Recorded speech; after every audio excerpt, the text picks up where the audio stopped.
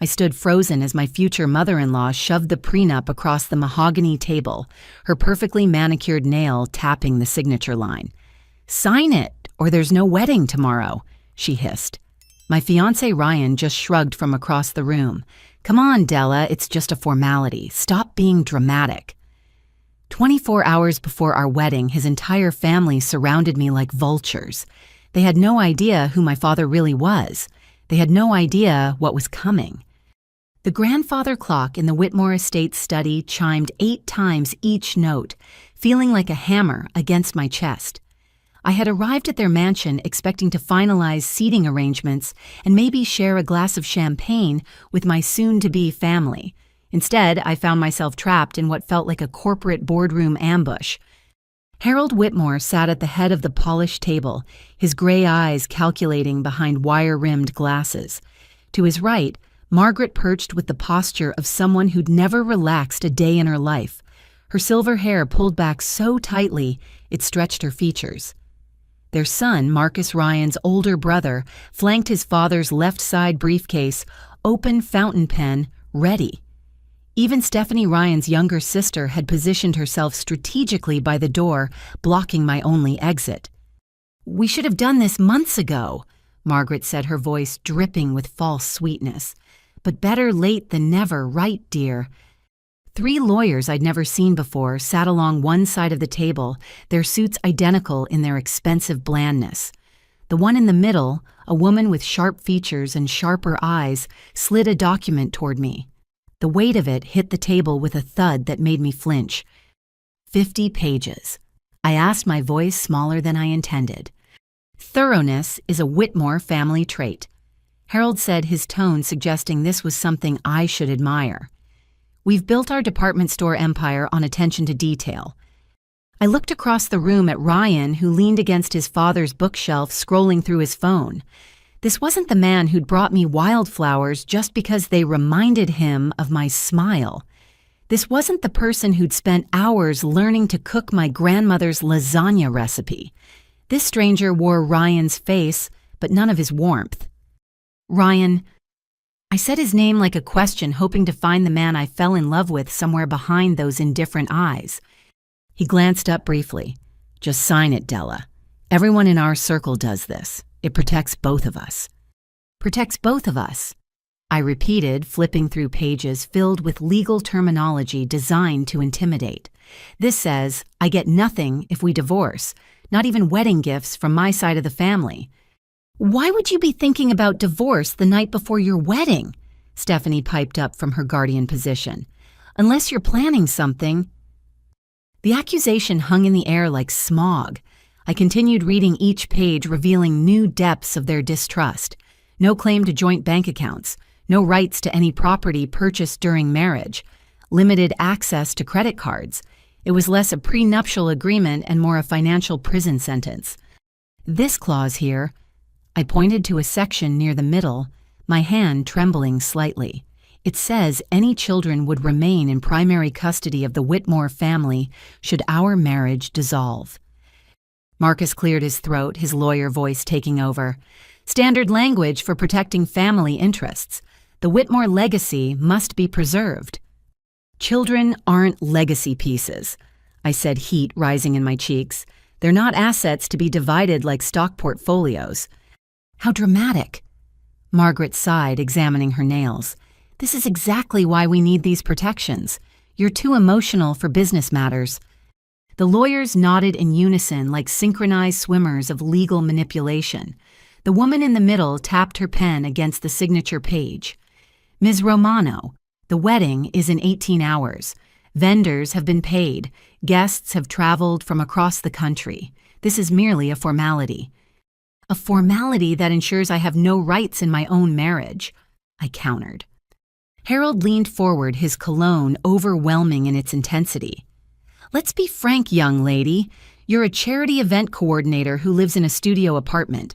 My son is heir to a retail dynasty. This arrangement is more than fair considering what you're gaining by joining our family." The words stung precisely because they were calculated to wound. They'd researched me, reduced my life to bullet points that emphasized what I lacked rather than who I was. "I've never asked Ryan for money," I said quietly. "I've never even let him pay my rent." "Which is admirable," Margaret conceded, with a tone that suggested it was anything but. "However, marriage changes people. We've seen it happen too many times in our social circle. Sweet girls become calculating women once they have access to family funds." Ryan finally put down his phone and walked over, but instead of coming to my side, he stood behind his mother's chair. "Della, you're making this harder than it needs to be. Just sign the papers so we can get back to celebrating. The rehearsal dinner guests will be arriving soon." I stared at him, searching for any sign of the man who'd held me during thunderstorms, who'd surprised me with picnics in the park, who'd said he loved me for my kind heart and generous spirit. This Ryan looked at me like I was a business transaction refusing to close. "And if I don't sign?" I asked, though I suspected I already knew the answer. Margaret's mask of politeness finally slipped completely. "Then there's no wedding. Simple as that. We'll tell everyone you got cold feet. Ryan will be portrayed as the heartbroken groom. You'll be the gold digger who ran when she couldn't get her hands on Whitmore money." "That's not fair," I protested. "I love Ryan." "Then prove it," Harold challenged. "Sign the agreement and show us your love isn't about money." The twisted logic made my head spin. Somehow, they'd framed their own greed as a test of my character. I looked around the room at faces that would supposedly become my family tomorrow. Each one wore the same expression of smug certainty, convinced they'd trapped someone beneath their station trying to climb above her place. Marcus shuffled papers with practiced efficiency. "There's also a confidentiality clause. Anything discussed within the Whitmore family stays within the Whitmore family. Violation results in significant financial penalties." "You mean I can't even talk to my own family about my life?" I asked, incredulous. "Your family," Stephanie said with undisguised disdain, "consists of a father you claim is too busy to attend the wedding and some cousins from New Jersey. I hardly think they'll be concerned with Whitmore business dealings." If only they knew the truth about my father. William Sterling hadn't built his technology empire by being too busy for his only daughter. I'd been the one to insist on a small private ceremony, wanting to be loved as Della Romano, not as the Sterling heiress. Now surrounded by wolves dressed in designer clothing, I wondered if I'd made a terrible mistake. The prenuptial agreement seemed to grow heavier as I reached the final pages. There, in bold letters, were clauses about my behavior during marriage. No unauthorized charitable donations over $500. No employment decisions without family approval. Even stipulations about which social events I could attend alone. It wasn't just about money. They wanted to control every aspect of my existence. "This isn't a marriage contract," I said, my voice steady despite the tears threatening to fall. "It's an ownership deed." Ryan finally showed emotion, but it was irritation rather than concern. "God, Della, why do you have to be so difficult? Everyone here signed similar agreements. Tell her Marcus." His brother nodded. "My wife Madison understood it was just good business sense. She signed without all this theater." I'd met Madison exactly twice. Both times she'd had the glassy smile of someone who'd learned not to have opinions. Is that what they expected me to become? Another Whitmore wife, decorative and silent. The lawyers began murmuring about time constraints and legal filing deadlines. Margaret stood smoothing her dress with hands that sparkled with diamonds, probably worth more than I'd make in a lifetime. "I'll make this simple," she announced. "You have two choices. Sign the agreement now and marry my son tomorrow, joining a family that will elevate you beyond your wildest dreams. Or refuse and walk out of here with nothing but the embarrassment of a canceled wedding and a reputation in tatters." "You're forgetting a third option," I said quietly. Harold scoffed. "Which is—" "I sign it now and deal with the consequences later," I replied, picking up the pen. The room erupted in satisfied murmurs. Ryan even smiled, though it didn't reach his eyes. They thought they'd won, broken me down with their collective pressure and veiled threats. None of them noticed as I carefully signed my name, making sure to transpose two letters in a way that would invalidate the entire document. Years of reviewing event contracts had taught me that details matter, and the Whitmores weren't the only ones who could pay attention to them. "There," I said, pushing the papers back across the table. "Satisfied?" Margaret's smile could have curdled milk. "Welcome to the family, dear. Try not to embarrass us tomorrow." As Marcus collected the documents, filing them away with bureaucratic precision, I felt my phone vibrate in my pocket. Without looking, I knew it was my father checking in. He'd be expecting my usual goodnight text, the one I'd sent every evening since my mother passed away 10 years ago.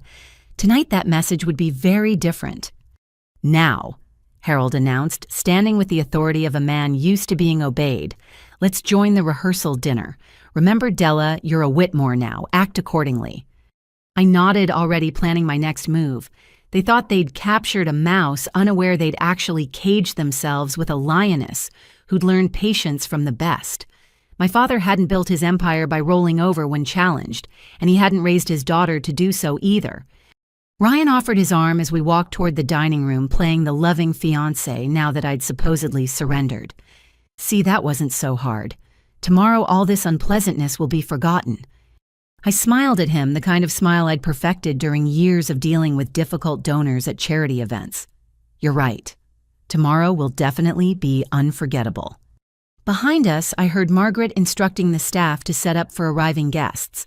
The Whitmores were preparing to celebrate their victory, certain they'd secured their son's financial future by crushing my spirit.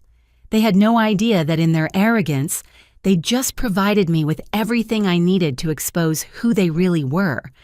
As we entered the lavishly decorated dining room filled with flowers worth more than most people's monthly salaries, I caught sight of myself in a gilded mirror. The woman staring back didn't look broken or defeated. She looked like someone who'd finally seen the truth and decided to do something about it. The rehearsal dinner would go on as planned. I'd smile and nod and play the part of the grateful bride-to-be. But tomorrow, when they expected me to walk down that aisle as their conquered prize, they'd learn that some women refuse to be bought, sold, or controlled. They'd learn that love without respect is just possession, and I was nobody's property. The first guests began arriving, air-kissing and congratulating the happy couple. I accepted their well wishes graciously, all while mentally composing the text I'd send my father the moment I could escape to privacy. The Whitmores thought they'd won by forcing my signature on their document. They had no idea the war had just begun. 2 years before this nightmare in the Whitmore study, I'd been living a completely different life. As I stood in that rehearsal dinner surrounded by faces that viewed me as an interloper, my mind drifted back to the beginning. How had I gone from organizing charity galas to being cornered into signing my life away? It started at the Harbor Foundation's annual fundraiser for children's literacy. I'd spent 6 months coordinating every detail from securing the waterfront venue to arranging for local authors to read to kids during the afternoon session. The evening gala was my pride and joy, featuring silent auctions and performances that would raise enough money to fund mobile libraries for 3 counties. That night, I wore a simple black dress I'd found at a consignment shop paired with my mother's pearl earrings. I wasn't there to impress anyone with fashion. I was there to ensure every dollar possible went to getting books into tiny hands that needed them. "Excuse me," a warm voice said behind me as I adjusted one of the auction displays. "Are you the miracle worker who put this all together?" I turned to find a man with sandy brown hair and the kind of smile that seemed genuinely interested rather than professionally polished. He wore his tuxedo like it was comfortable rather than required, and his green eyes held actual warmth. "I'm the event coordinator," I replied, straightening a bid sheet, though miracle worker might be overstating it. "I don't think so," he said, gesturing around the transformed ballroom. "My family's foundation has been to dozens of these things, and this is the first one that actually feels like it's about the cause, rather than just seeing and being seen." That should have been my first clue. Family foundation. Dozens of events. But I was distracted by the way he actually looked at the displays showing the children who would benefit from the fundraiser, how he read the testimonials from teachers in underfunded schools. "I'm Ryan Whitmore," he said, extending his hand. "Della Romano." I replied, shaking it briefly before turning back to my work. If you'll excuse me, the auction starts in 20 minutes and I need to check with the auctioneer. Most wealthy donors expected attention and fawning. Ryan simply nodded and said, "Would you maybe have coffee with me sometime? When you're not saving the world through perfectly executed events?" His self-deprecating humor caught me off guard. I dealt with enough entitled rich men at these functions to have my walls firmly in place, but something about his approach felt different, genuine even. "I don't date donors," I said automatically. "Good policy," he agreed. "How about breakfast then? Completely different meal totally doesn't count as a date." Despite myself, I laughed. That's the worst loophole logic I've ever heard. "I'm hoping it's just bad enough to work," he admitted with a grin that transformed his face from handsome to approachable. 3 weeks later, after he'd shown up at 5 more charity events just to volunteer at registration tables and help stack chairs afterward, I finally agreed to that breakfast. He chose a tiny diner in my neighborhood rather than some 5-star restaurant, and he actually listened when I talked about my work. "So why event planning for nonprofits?" he asked, adding an alarming amount of sugar to his coffee. "The pay can't be great." "It's not," I admitted, spreading jam on my toast. "But every successful event means more kids get books, or more families get meals, or more shelters get supplies. I guess I like knowing that my organizational skills actually make a difference." He leaned forward, genuinely interested. "But what made you choose this path?" I hesitated, then decided on a partial truth. My mom died when I was in college. She was a teacher in an underfunded school, always spending her own money on supplies for kids who had nothing. After she passed, I switched my major from business to nonprofit management. Felt like a way to honor her memory. What I didn't tell him was that my father had offered to buy the entire school district and name it after her. That wasn't Mom's way, and it wasn't mine either. We believed in lifting people up, not making them feel indebted. "She sounds amazing," Ryan said softly. "I think she'd be proud of what you're doing." "Tell me about your family," I redirected, uncomfortable with the emotion in his voice. "Oh, you know, standard stuff. Parents run the Whitmore department store chain, lots of charity galas and society pages. Pretty boring, honestly." Another red flag I missed, the way he dismissed his family's business as boring, as if $100 million retail empires were commonplace. But I was charmed by what seemed like modesty, by his apparent disinterest in the wealth that defined him. Over the next few months, Ryan pursued me with a persistence that felt romantic rather than predatory. He learned my coffee order and would leave surprise lattes on my desk during particularly stressful event weeks. He volunteered at every fundraiser, actually rolling up his sleeves and working rather than just writing checks. He even started reading to kids at the literacy program on Saturdays. "You don't have to do this," I told him one afternoon as he struggled through a picture book with a group of entranced 6-year-olds. "I already agreed to be your girlfriend." "Maybe I like it," he said, making silly voices for the characters that sent the children into giggles. "Maybe dating you is making me a better person." I believed him. God help me, I actually believed him.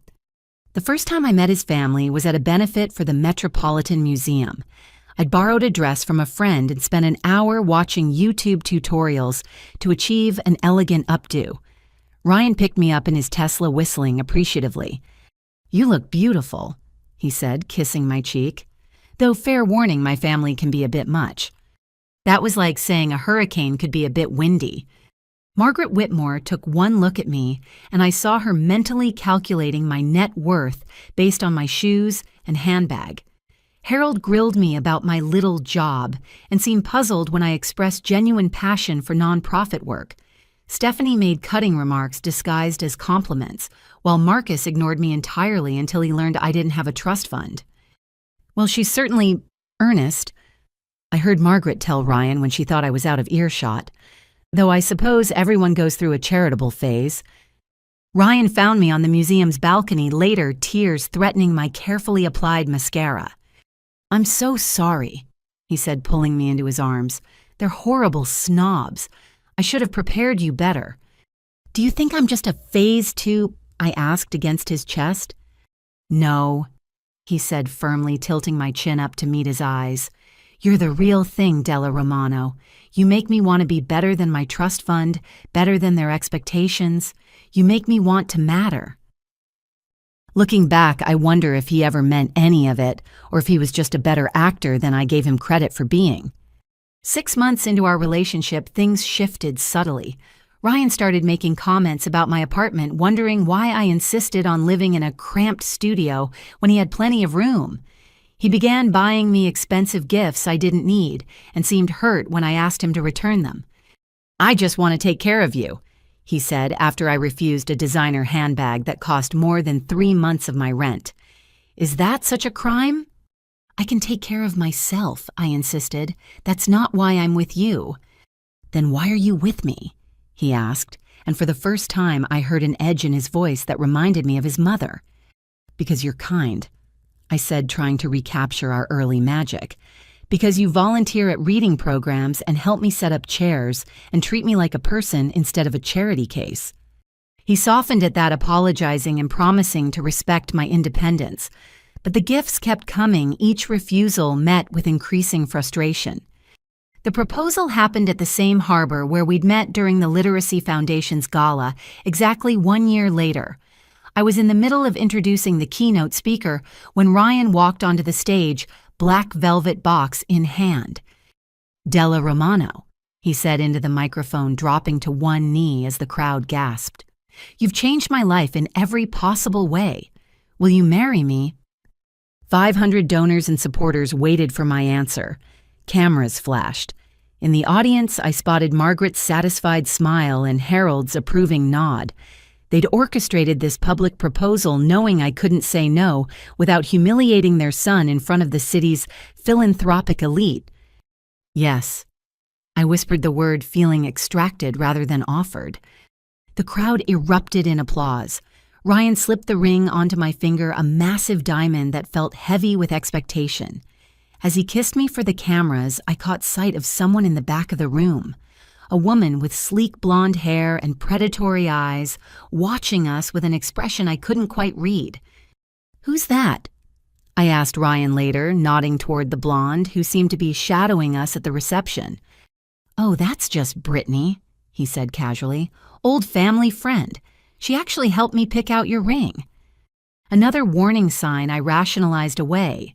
Why would an old family friend help choose an engagement ring? But I was overwhelmed by the sudden tsunami of wedding planning, with Margaret inserting herself into every decision. A spring wedding at the estate. She announced the week after the proposal. The Whitmore brides always marry at the estate. I was thinking maybe a small ceremony at the Botanical Gardens, I suggested, somewhere meaningful to us.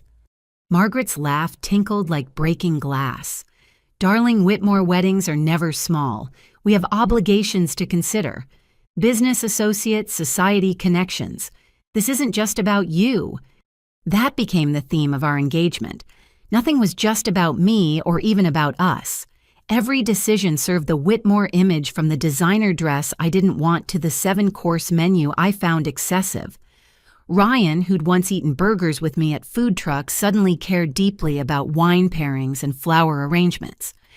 "It's just one day," he said whenever I protested. "Let Mom have her perfect wedding. We'll have our whole lives to do things our way." I wanted to believe him. I needed to believe him. Because if this was who Ryan really was, if the sweet volunteer who read picture books had been the act, then what did that make me a fool who'd fallen for a performance, who'd given her heart to someone who only existed in carefully staged moments? 2 months before the wedding, I made a decision. I called my father from the roof of my building, the only place I could be sure of privacy. "Daddy, I'm getting married," I said without preamble. "Congratulations, sweetheart." William Sterling's voice was warm but cautious. "Do I know the lucky man?" "No, and that's on purpose. I've kept him away from anything Sterling related. His name is Ryan Whitmore." There was a long pause. "Harold Whitmore's son—" My stomach dropped. "You know his father?" "We have history," my father said carefully. "Della, are you happy? Truly happy?" I looked out over the city at the lights that represented millions of lives and dreams. I thought I was. Now I'm not sure. They're very focused on their image, on their wealth. Nothing like how we were raised. "Do you want me to have him investigated?" my father offered. "It would be discreet." "No," I said quickly. "I want to believe I can judge someone's character on my own. I just wanted you to know in case—" "In case what, princess?" "In case I need you," I admitted. "The wedding is in 2 months, May 15th at their estate in the Hamptons. I'm not sending you an invitation because I don't want them to know who you are. Is that terrible?" "That's strategic," he corrected gently. "Your mother and I didn't raise you to be anybody's trophy. If this boy deserves you, he'll love Della Romano, the event planner. But if you need me, princess, you call. Day or night, I'll be there." "I love you, Daddy." "I love you too. And Della, trust your instincts. They're telling you something isn't right for a reason." I wish I'd listened. Instead, I pushed down my doubts and threw myself into my work, taking on extra events to avoid thinking about the growing distance between Ryan and me. He spent more time at his family's offices, learning the business he'd claimed to find boring. He canceled our Saturday reading sessions, saying he needed to golf with potential investors. The man who'd charmed me with his normalcy disappeared, replaced by someone who looked at me like an acquisition. 3 weeks before the wedding, Brittany started appearing at every venue meeting and dress fitting. She had opinions on everything from the bridesmaid dresses to the reception timeline, always prefaced with, "When I plan events for the Whitmores." I don't understand why she's so involved. I finally told Ryan after Brittany vetoed my choice of wedding favors. "This is our wedding, not hers." "She's just trying to help," Ryan said, not looking up from his phone. "She knows what works for our kind of people." "Our kind of people," I repeated. "What kind is that?"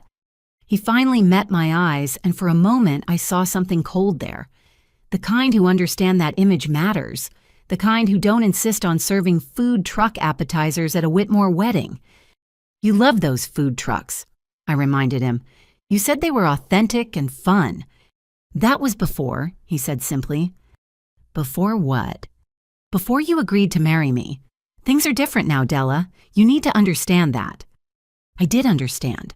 I understood that I'd been a project for him, a way to rebel against his family, until they'd reeled him back in.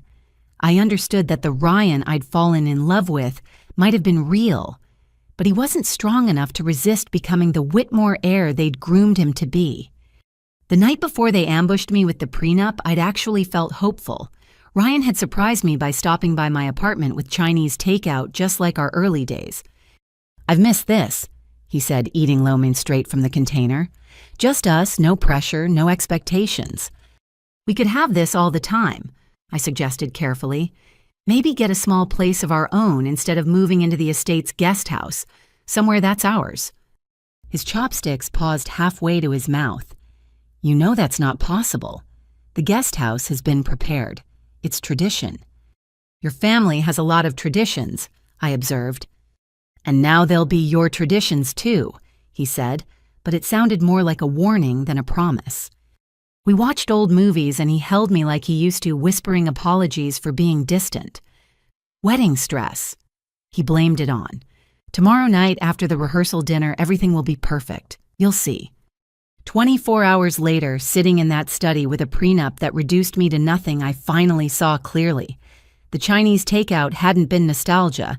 It had been a farewell to the fantasy he'd created.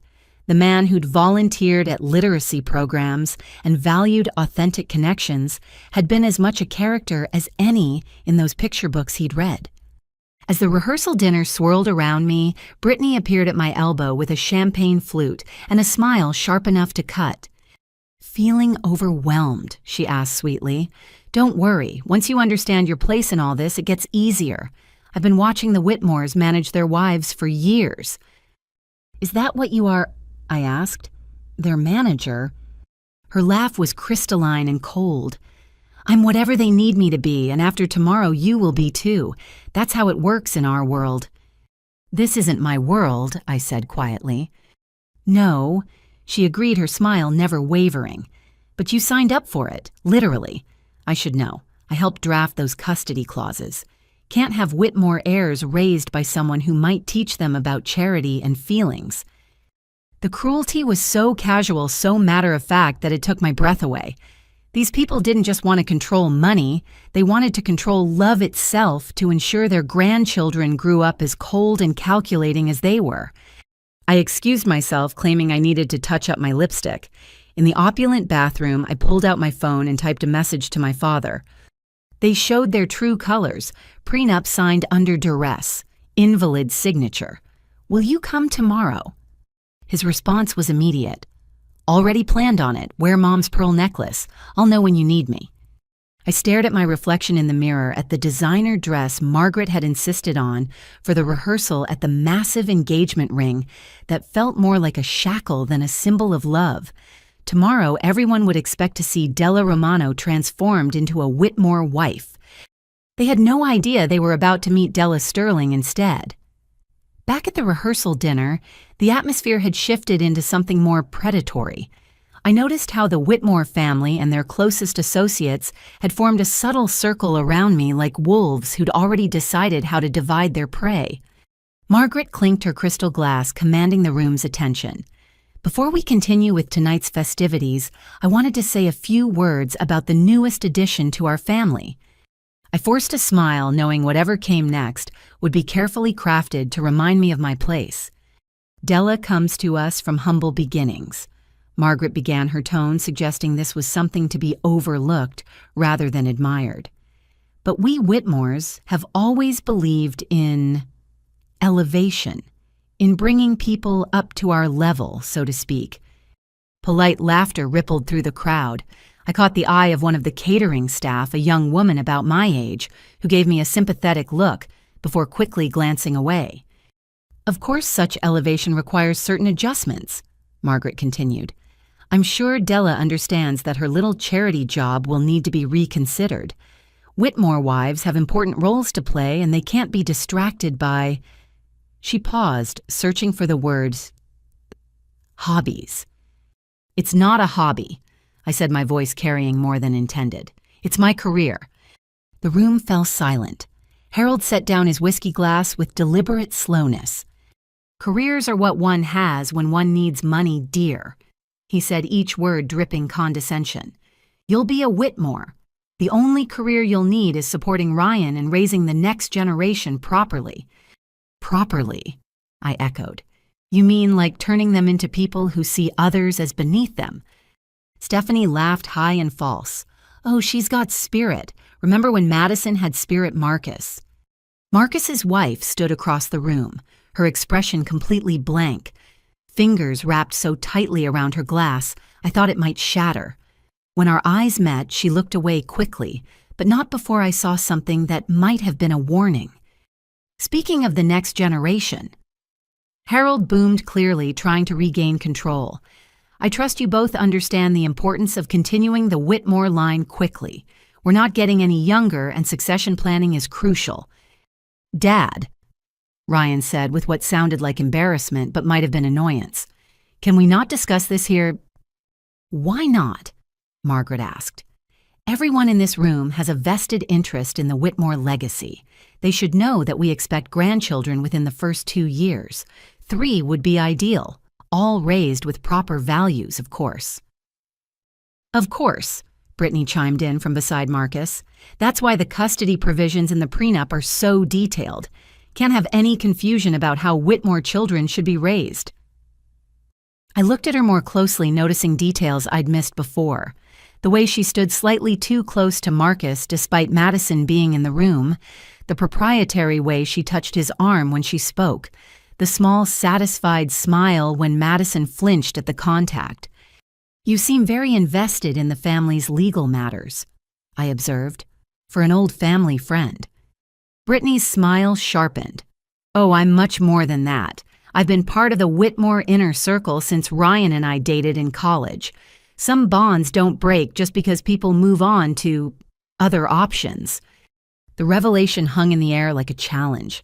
I turned to Ryan, who suddenly found his cufflinks fascinating. You dated? I asked, though the answer was obvious. Ancient history, Ryan mumbled. Brittany's been invaluable to the family business since then." "Invaluable," Margaret repeated with approval. "She understands how things work, understands loyalty and discretion, qualities we hope to instill in all our family members." The threat was barely veiled: conform or be replaced by someone who would.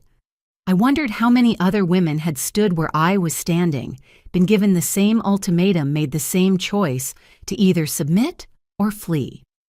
A server approached with a silver tray of champagne flutes, and I took one, gratefully needing something to do with my hands. That's when Marcus decided to share another revelation. "You know, Della, you should be flattered by all our precautions," he said, gesturing with his own glass. "We don't go to these lengths for just anyone. The private investigator we hired said you were frustratingly clean. No debts, no scandals, no secret vices. Just that little apartment and your charity work. You had me investigated." I set down my champagne, untouched my hand surprisingly steady. "Standard procedure," Harold said dismissively. "Though I must say your investigator did miss some rather glaring details about your background. We couldn't even find information about your father beyond a name, and the fact that he's apparently too busy to attend his only daughter's wedding." If only they knew that William Sterling had built his tech empire by being 10 steps ahead of everyone else, including private investigators. He'd helped me create a perfectly legitimate but limited paper trail years ago, knowing I wanted to make my own way in the world. "My father values his privacy," I said simply, "and he trusts me to make my own decisions." "How progressive," Margaret said with a sniff. "Well, he'll have to make an appearance eventually. We can't have people thinking you materialized from nowhere." "Speaking of mysteries," Stephanie interjected, holding up her phone, "I've been trying to find you on social media all evening. It's like you don't exist online. Who doesn't have Instagram these days?" "Someone who values real connections over digital ones," I replied. The room seemed to tighten around me. They didn't like mysteries, didn't like things they couldn't investigate and categorize and control. Well, Harold announced, "Regardless of your unusual background, you're here now, and tomorrow you'll be one of us, with all the privileges and responsibilities that entails." "Responsibilities like signing away my rights?" I asked, tired of dancing around the truth. The temperature in the room seemed to drop 10 degrees. Several guests suddenly became very interested in their appetizers. Margaret's voice could have frozen hellfire. "Rights are earned, not given. You're earning yours by marrying into this family. The prenup simply ensures everyone knows their place." "And what exactly is my place?" I asked, meeting her glacial stare. "Silent and grateful," she replied without missing a beat. "Supportive and fertile. Presentable, but not attention-seeking. Is that really so difficult to understand?" "What's difficult to understand," I said, feeling a strange calm settle over me, "is why your son would claim to love someone you clearly see as beneath you." "Love." Harold laughed, the sound harsh and mocking. "Is that what he told you this was about? My dear girl Whitmore, men don't marry for love. They marry for advantage, for legacy, for the good of the family name." I looked at Ryan, waiting for him to protest, to show some sign of the man who'd once told me I made him want to be better. But he just stood there, jaw clenched, staring at a point somewhere over my left shoulder. "Nothing to say?" I asked him directly. "What's there to say?" he replied, finally meeting my eyes. "You signed the papers. It's done. Tomorrow we get married and all this drama becomes irrelevant." "Does it, though?" I asked. "Or does it just become our life? Me being constantly reminded that I'm not good enough, that I should be grateful for being elevated to your level."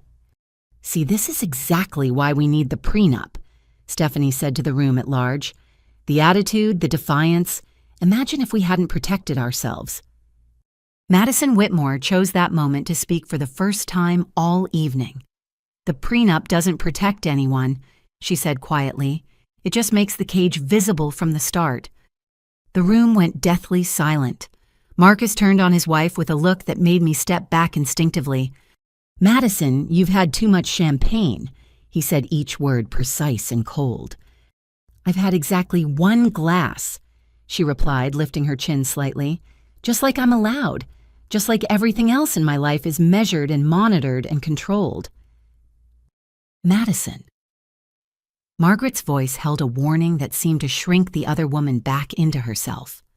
Perhaps you should go lie down. You're clearly overwhelmed. As Madison was escorted out by Brittany, who whispered something in her ear that drained the remaining color from her face, I understood exactly what my future held if I went through with this wedding. "Well," Harold said, clapping his hands as if to dispel the uncomfortable moment, "I think it's time we discuss the final arrangements for tomorrow." "Actually," I said, my voice steadier than my hands, "I need some air, if you'll excuse me." "Running away already?" Brittany had returned, sliding back into her position at Marcus's side. "The ceremony isn't until tomorrow." "I'm not running," I said, looking directly at Ryan. "I'm just taking a moment to think about what I'm walking into." "You're walking into a life most women would kill for—" Margaret snapped her patience, clearly exhausted. "The Whitmore name opens every door in this city. Our charitable foundation donates millions.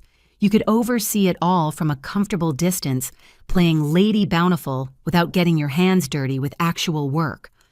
"Getting my hands dirty is what I do," I said. "It's who I am." "No." Harold corrected, his voice hard as granite. "Who you are is who we tell you to be. That's what you agreed to when you signed those papers." "Papers can be challenged," I said quietly. "Signatures can be invalidated." The room erupted.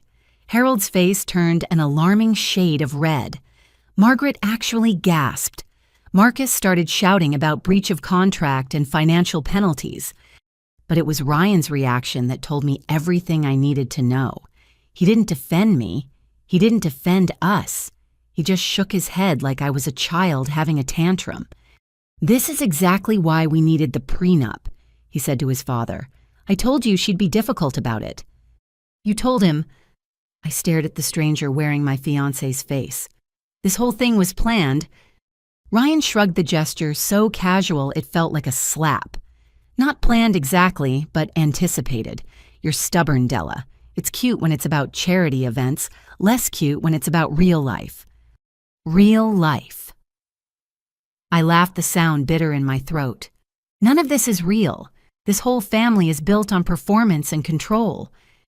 "Control is how empires survive," Harold said. "Something your absent father clearly never taught you." I thought of my father, who'd built his empire on innovation and treating people with respect, who'd never once made my mother feel lesser for being a teacher instead of a CEO, who'd raised me to value integrity over income. "My father taught me plenty," I said, "including when to recognize a bad deal." "The deal is done," Margaret said flatly. "Unless you're prepared to face social ruin and financial penalties that would bankrupt someone of your means. Now I suggest you compose yourself and remember that in less than 24 hours, you'll be representing the Whitmore name." I looked around the room at the faces watching this unfold. Some seemed sympathetic but unwilling to intervene. Others looked entertained, like this was dinner theater. Most just seemed relieved it wasn't them in the hot seat. "You know what?" I said, surprising myself with how calm I felt. "You're right. The deal is done." Victory flashed across their faces, but I wasn't finished. "But not the deal you think. The deal where I agreed to marry Ryan because I loved him because I thought he loved me. That deal is definitely done." "You're being melodramatic," Ryan said, but uncertainty flickered in his eyes. "No," I said, backing toward the door. "I'm being clear-sighted for the first time in months. You want a wife who'll sign anything, accept anything, become anything you demand. That's not me. That will never be me." "Where do you think you're going?" Stephanie called out. "The wedding is tomorrow. Everything's been paid for. People are coming from around the world." "Then I guess you better figure out how to explain my absence," I said, my hand on the door handle. "You walk out that door," Harold thundered, "and you'll regret it for the rest of your life. No one crosses the Whitmore family, no one." I paused, looking back at them all. The men who thought money meant ownership. The women who'd traded their souls for designer handbags and empty titles. the ex-girlfriend lurking in the shadows waiting to take my place. "You want to know the truth?" I asked, addressing the room at large. "The Whitmore family isn't nearly as powerful as they think they are. Money without morals is just paper. Legacy without love is just a mausoleum with a trust fund."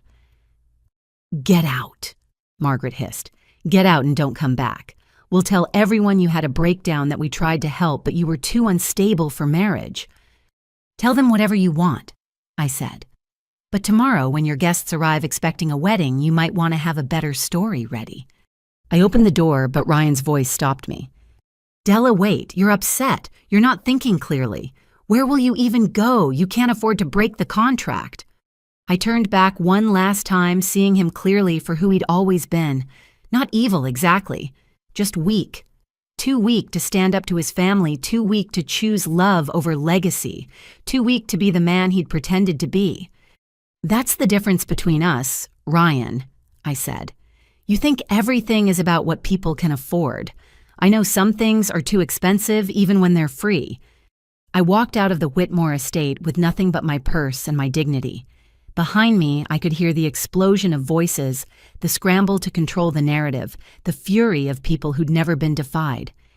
But I didn't run. I walked steadily to my car, got in, and drove away. Only when I was safely back in the city did I pull over and call my father. "Daddy," I said when he answered on the first ring. "Change of plans. I need you at the wedding tomorrow after all." "What happened, Princess?" "They showed me who they really are, all of them, and they have no idea who we really are." There was a pause, then my father's voice calm and certain. "Then tomorrow they learn. Wear your mother's pearls, sweetheart. She always said they brought out your strength." "I love you, Daddy." "I love you too. Now go home and get some rest. Tomorrow is going to be a very interesting day." As I drove back to my small apartment, I thought about the prenup with my deliberately invalid signature, about the Whitmore's certainty that they'd trapped me, about Ryan's assumption that I had nowhere else to turn. They thought they knew everything about me. They'd investigated my present, but never questioned why someone might choose to hide their past. Tomorrow, when they expected me to either crumble or comply, they'd learn that sometimes the mouse they thought they'd cornered was actually a lion who'd chosen to purr. The Whitmores had spent the evening trying to put me in my place. Tomorrow I'd show them exactly where I belonged, standing tall, speaking truth, and watching their house of cards collapse under the weight of their own arrogance. I sat in my car outside my apartment building for a full 10 minutes, hands gripping the steering wheel, processing what had just happened. The rehearsal dinner was supposed to be about finalizing seating charts and toasting to our future. Instead, it had been an ambush designed to break me down and reshape me into their image of a proper Whitmore wife. My phone buzzed with text after text. Ryan, Margaret, even Stephanie. I didn't read any of them. Instead, I climbed the 4 flights to my studio apartment, kicked off the designer heels Margaret had insisted I wear, and sank onto my secondhand couch. The space was small, but mine. Every piece of furniture had a story, from the bookshelf I'd rescued from a garage sale to the kitchen table where I'd planned dozens of fundraising events. This was my life built by my own hands, and they wanted me to abandon it for a guest house on their estate where my every move would be monitored. I reached for my phone, scrolling past the increasingly frantic messages from the Whitmore clan, and pulled up my father's contact. My thumb hovered over the call button. Once I told him everything, there would be no going back. William Sterling didn't do anything halfway. The phone rang twice before his familiar voice filled my ear. "Della, it's late, sweetheart. Is everything all right?" "No." I admitted, surprising myself with how steady I sounded. "Actually, nothing is all right. Can you talk?" "For you, always. Give me a moment." I heard him excuse himself from whatever meeting or event he'd been attending, then the sound of a door closing. "Okay, Princess. Tell me what's happened." I started from the beginning, from the ambush in the study to the prenup that would strip me of everything, from Ryan's cold indifference to his mother's casual cruelty. I told him about Brittany, the ex-girlfriend who'd helped draft the custody clauses, about Madison's hollow eyes, about Harold's threats. My father listened without interrupting, though I could practically feel his anger building through the phone. When I finished, the silence stretched for several long moments. "You said you signed it," he finally asked, his voice carefully controlled. "With an invalid signature," I confirmed. "I transposed 2 letters in my last name. It would never hold up in court, but they didn't notice." A sound that might have been a proud chuckle came through the phone. That's my smart girl, always thinking 3 steps ahead. "I learned from the best," I said, managing a small smile. "Daddy, there's something else. Harold Whitmore claimed they had me investigated, but they found nothing about you except your name. They think you're just some absent father too busy to care about his daughter's wedding." "Good. Let them think that." His voice had taken on the edge I recognized from his business dealings. "Della, I need you to be completely honest with me. Do you love this boy?" I closed my eyes, thinking of Ryan as he'd been in the beginning. The volunteer who read stories with silly voices, the man who brought me coffee during stressful events, the person who'd claimed I made him want to be better. "I loved who I thought he was," I said finally, "but that person might never have existed. Tonight, when his family attacked me, he just stood there. He told them he'd anticipated I'd be difficult about the prenup, like my having self-respect was an inconvenience to manage. And the family themselves, I searched for the right words. They're everything you and Mom taught me not to be. Cruel, entitled. They see people as possessions, marriages as mergers. They actually said Whitmore men don't marry for love, only for advantage. Harold Whitmore said that." There was something in my father's voice I couldn't quite identify. How remarkably honest of him. Tell me, did he happen to mention anything about the origins of their fortune? "No, just lots of talk about legacy and dynasty. Why?" My father sighed, and I could picture him in his office looking out over the city he'd helped transform through technology and innovation. "It's time I told you a story, Princess. About 30 years ago, before you were born, I had an idea for revolutionizing retail through integrated supply chain technology.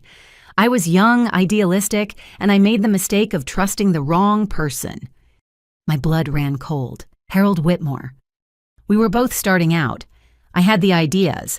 He had a small family department store and big ambitions. We shook hands on a partnership. I showed him everything. The algorithms, the logistics systems, the customer prediction models. 2 weeks later, he filed patents on all of it under his name. When I confronted him, he laughed, said I should have gotten it in writing that handshakes were for suckers. "Oh my God," I breathed. "That's how they built their empire, on your work." My work was the foundation. Their cruelty and business acumen did the rest. His voice was matter of fact, but I knew him well enough to hear the old hurt underneath. "I learned my lesson, built my own empire in tech, met your mother, had you. I thought I'd put the Whitmores behind me, but the universe has a sense of humor, it seems." "Why didn't you ever tell me?" I asked. "Because I wanted you to form your own opinions about people, not carry my grudges. And honestly, I never imagined you'd cross paths with them. You've always moved in completely different circles." "Until Ryan came slumming at a charity event," I said bitterly. "Don't do that," my father said gently. "Don't blame yourself for having an open heart. That's your mother in you, and it's one of your best qualities. The fact that they took advantage of it says everything about them and nothing about you." I felt tears prick my eyes. What do I do now? They're expecting me to show up tomorrow and marry Ryan. If I don't, they'll destroy my reputation. They've already threatened to paint me as a gold digger who ran when she couldn't get their money. "What do you want to do?" he asked, which was so typically him. Even now, he was letting me choose my own path. "Part of me wants to just disappear," I admitted. "Let them say whatever they want and start fresh somewhere else." And the other part, I thought about Madison's dead eyes, about other women who might fall into the Whitmore trap, about the arrogance of people who thought money gave them the right to own others. The other part wants them to know they picked the wrong person to bully, that they can't just purchase people and discard them when they don't comply. "That's my girl," my father said, and I could hear the smile in his voice. "Now tell me about tomorrow. What's the timeline? Ceremony is at 4 in the afternoon. Garden wedding at their estate in the Hamptons. About 300 guests, all their society friends and business associates. Perfect. A nice public venue with plenty of witnesses. He paused, and I could practically hear him thinking. Della, I need you to listen very carefully. Tomorrow you're going to get dressed and go to that wedding as planned. What, Daddy, I can't marry him. I didn't say marry him. I said go to the wedding. Wear your mother's pearls, the ones I gave her on our wedding day. When you need me, touch them and I'll know. You'll be there. Hope bloomed in my chest. Oh, I'll be there. Along with a few friends who've been very interested in the Whitmore family's business practices over the years. You see, Princess, while Harold was building his empire on stolen ideas, he cut quite a few corners, made enemies. Some of those chickens are ready to come home to roost. What kind of chickens? I asked, though part of me wasn't sure I wanted to know. The legal kind. The kind that have been waiting 30 years for justice. His voice hardened. But more importantly, I want to see Harold's face when he realizes exactly who you are. When he understands that he tried to do to my daughter what he did to me all those years ago. They'll be furious, I warned. Good. Fury makes people sloppy, and Harold Whitmore has been sloppy for years. He's just been rich enough to cover it up, until now. We talked for another hour, my father outlining exactly what would happen tomorrow. He'd already made calls, set things in motion. The Whitmore family thought they'd cornered a nobody, a charity worker with no resources and no options. Daddy, I said as we prepared to hang up. What about Ryan? He's weak and entitled, but he's not evil like his parents. Ryan made his choice when he stood by and let them attack you, when he dismissed your feelings as overreaction. He's a grown man, Della, not a child.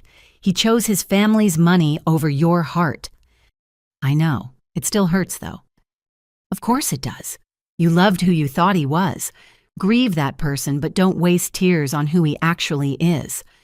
After we hung up, I sat in my apartment looking at the wedding dress hanging on the back of my closet door. Margaret had chosen it, of course. A designer creation that cost more than I made in 6 months, designed to showcase the Whitmore wealth rather than flatter me. My phone continued to buzz. Finally, I looked at the messages. Ryan, Della, stop being childish. Come back and we'll sort this out.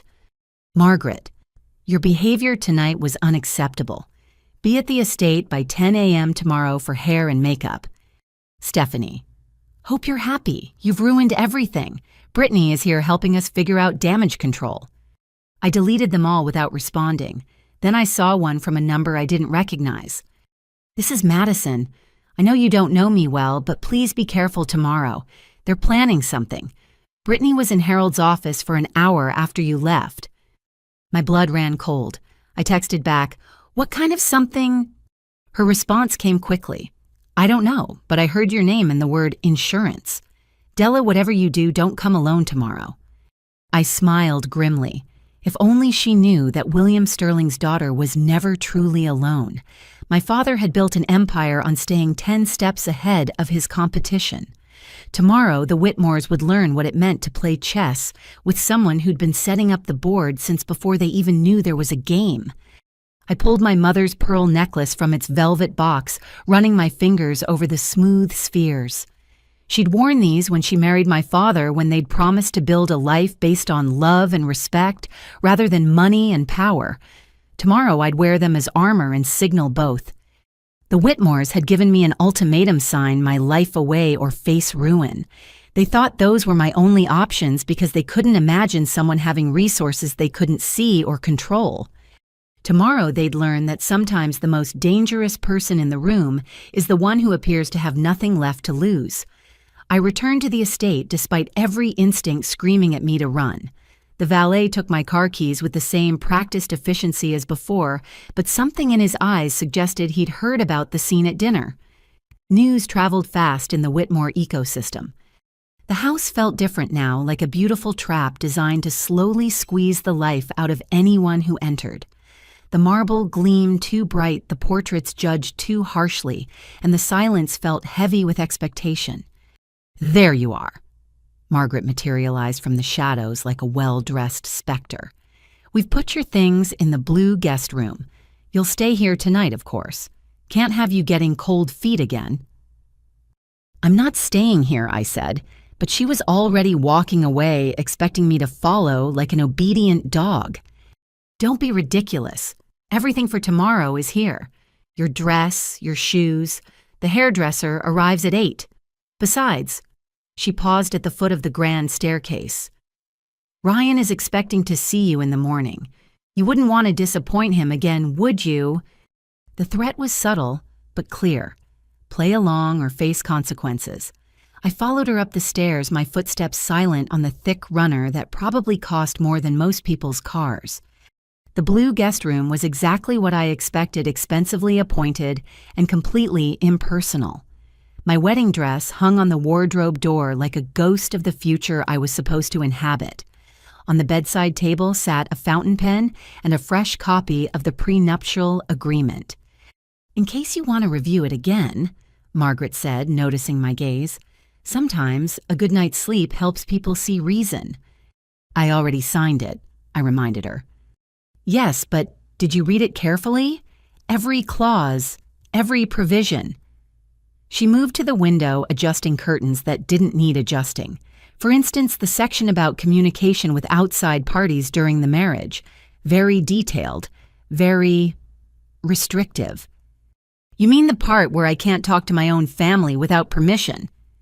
"Your family," she repeated with that special brand of disdain she'd perfected. "Yes, well, we can't have Whitmore business being discussed with outsiders. I'm sure your father, busy as he is, will understand." She left me alone with that parting shot, closing the door with a soft click that somehow sounded final. I waited until her footsteps faded, then immediately checked the door. Locked from the outside. Of course. But they'd underestimated me. Growing up as William Sterling's daughter meant learning to be resourceful. I examined the windows, painted shut. The connecting bathroom led to another locked door. Even the phone on the bedside table had been disconnected. I sat on the bed pretending to review the prenup while actually studying it properly for the first time. The provisions were even worse than I'd initially realized. Beyond the financial controls and custody arrangements were clauses about my behavior appearance and social interactions. I couldn't attend charity events without approval, couldn't maintain friendships with people deemed inappropriate for the Whitmore image, couldn't even choose my own doctors without family consent. It wasn't a marriage contract, it was an ownership document with prettier language. My phone miraculously still had service, but I noticed the battery was draining faster than usual, probably from whatever tracking app they'd installed while I was at dinner. I texted my father quickly, "Locked in guest room at estate. They want me here for morning preparations." His response was immediate: "Security. Minimal inside. They're relying on intimidation." "Good. Get some rest. Tomorrow will be demanding." I changed into the silk pajamas someone had laid out, Margaret's touch, no doubt, and settled in to wait. Around midnight, I heard footsteps in the hallway. The doorknob turned slowly and Ryan slipped inside. "You came back," he said, as if this was some kind of romantic gesture rather than imprisonment. "Your mother didn't give me much choice." He sat on the edge of the bed, maintaining distance between us. In the moonlight filtering through the curtains, he looked younger, almost vulnerable.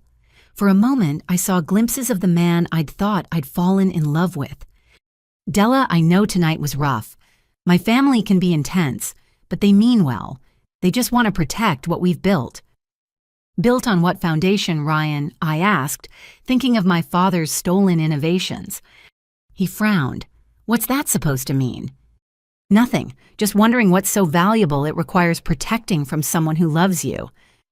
"Loved," he corrected softly. "You said loved, past tense." I didn't deny it.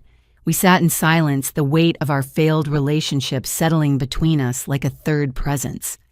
"It didn't have to be this way," he finally said. "If you'd just trusted me, trusted the process, we could have been happy." "Happy like Marcus and Madison?" I asked. She looked thrilled tonight. Ryan's jaw tightened. Madison knew what she was signing up for. She wanted the lifestyle, the status. She got exactly what she bargained for. Is that what you think I wanted? The lifestyle. He studied me with those green eyes that had once made me feel seen. Now they just looked calculating. I don't know what you wanted anymore.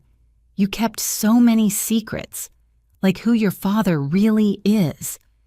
My heart skipped, but I kept my face neutral. My father is a private man who works in tech. That's not a secret. Tech can mean anything. Startup corporation, government contracts. He leaned forward slightly. Brittany thinks there's more to your story. She's rarely wrong about people. Brittany seems very invested in our relationship, I observed. Tell me, was she this involved when you dated?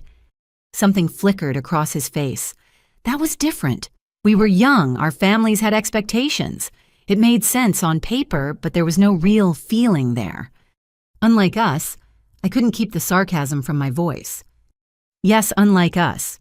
He stood abruptly, pacing to the window. What we had was real, Della. Or at least it started that way. Before you got stubborn about the prenup, before you started fighting everything my family suggested. I fell in love with a man who read stories to children and valued authentic connections. I said quietly. That man wouldn't have ambushed me with a prenup 24 hours before our wedding. He wouldn't have locked me in a guest room. He wouldn't have stood by while his family tore me apart. Ryan turned from the window, and in the harsh shadows, he looked like a stranger. That man was never going to inherit the Whitmore empire. I had to choose Della, the family, or you. And you chose. I chose reality over fantasy. I chose security over uncertainty. You chose money over love. I finished. Just like your father said, Whitmore men don't marry for love. He flinched as if I'd slapped him. That's not fair. Fair. I laughed, the sound hollow in the elegant prison of a room. Was it fair to let me believe you were different, to pursue me with flowers and volunteer work and promises of building something real together? I meant it at the time, he said defensively. But people grow up, Della. They face reality.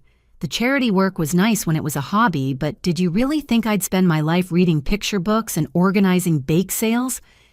Each word was another nail in the coffin of our relationship.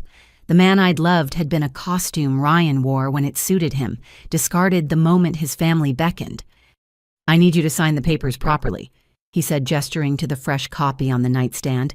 Your signature was smudged or something. Legal wants a clean version. So they had noticed. Interesting that they thought I'd simply made a mistake rather than deliberately sabotaged it. I'll think about it, I said. The wedding is in 16 hours, Della. There's nothing to think about. His voice hardened. Sign the papers, walk down the aisle, and we'll have a good life. Fight this, and you'll lose everything.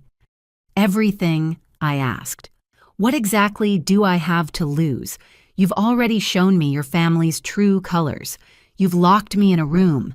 You're threatening me if I don't comply. What's left to take?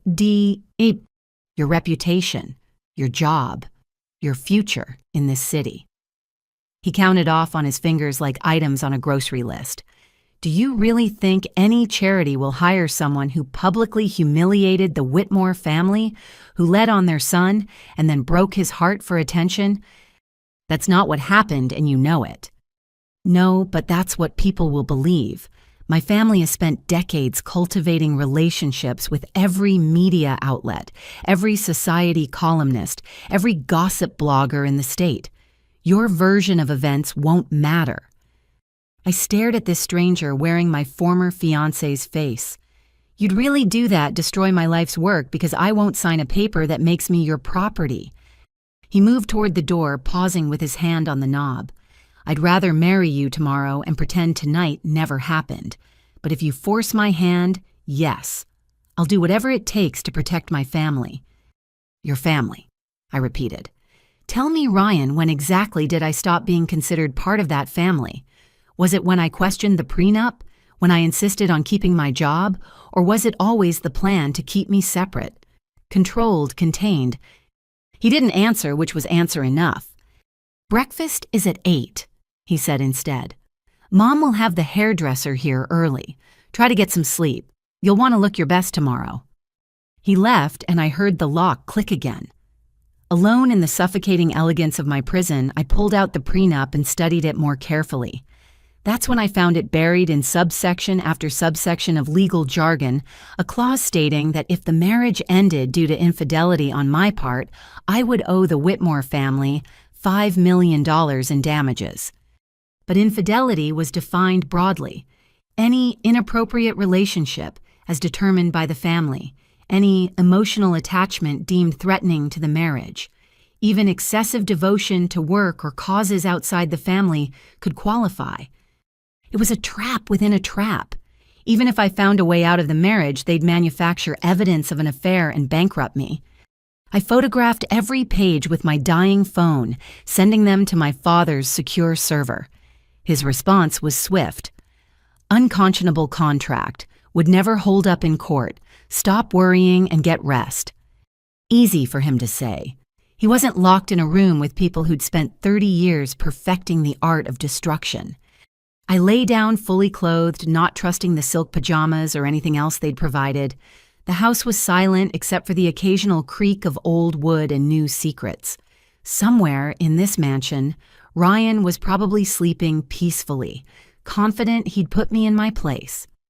Margaret was likely reviewing tomorrow's timeline, ensuring every moment would reinforce their control.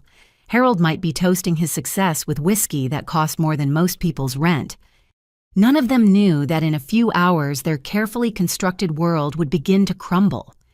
I found what I was looking for around 3 a.m. when exhaustion made my search of the room desperate.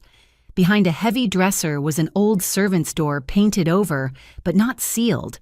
The lock was ancient, the kind you could pick with a hairpin if you knew how.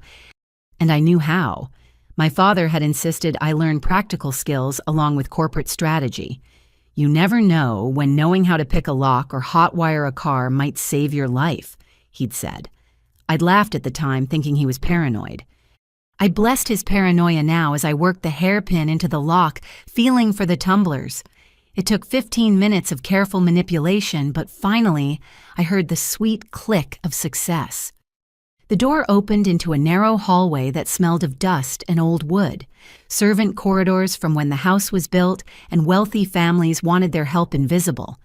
I crept through the darkness using my phone's dying light sparingly until I found another door that opened into what appeared to be an unused wing of the house. From there, it was easy to find a window that actually opened.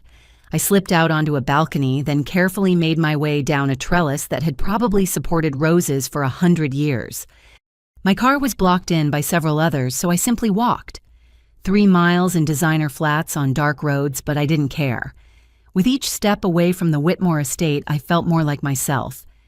I reached a 24-hour diner just as the sky began to lighten. The waitress, a woman old enough to be my grandmother, took one look at my disheveled appearance and designer clothes and poured me coffee without asking. "Rough night, honey?" she asked kindly. "Something like that," I said, wrapping my hands around the warm mug. "Can I borrow your phone?" Mine died. She handed over an ancient flip phone and I dialed the one number I'd memorized besides my father's. "Sterling Security." A crisp voice answered.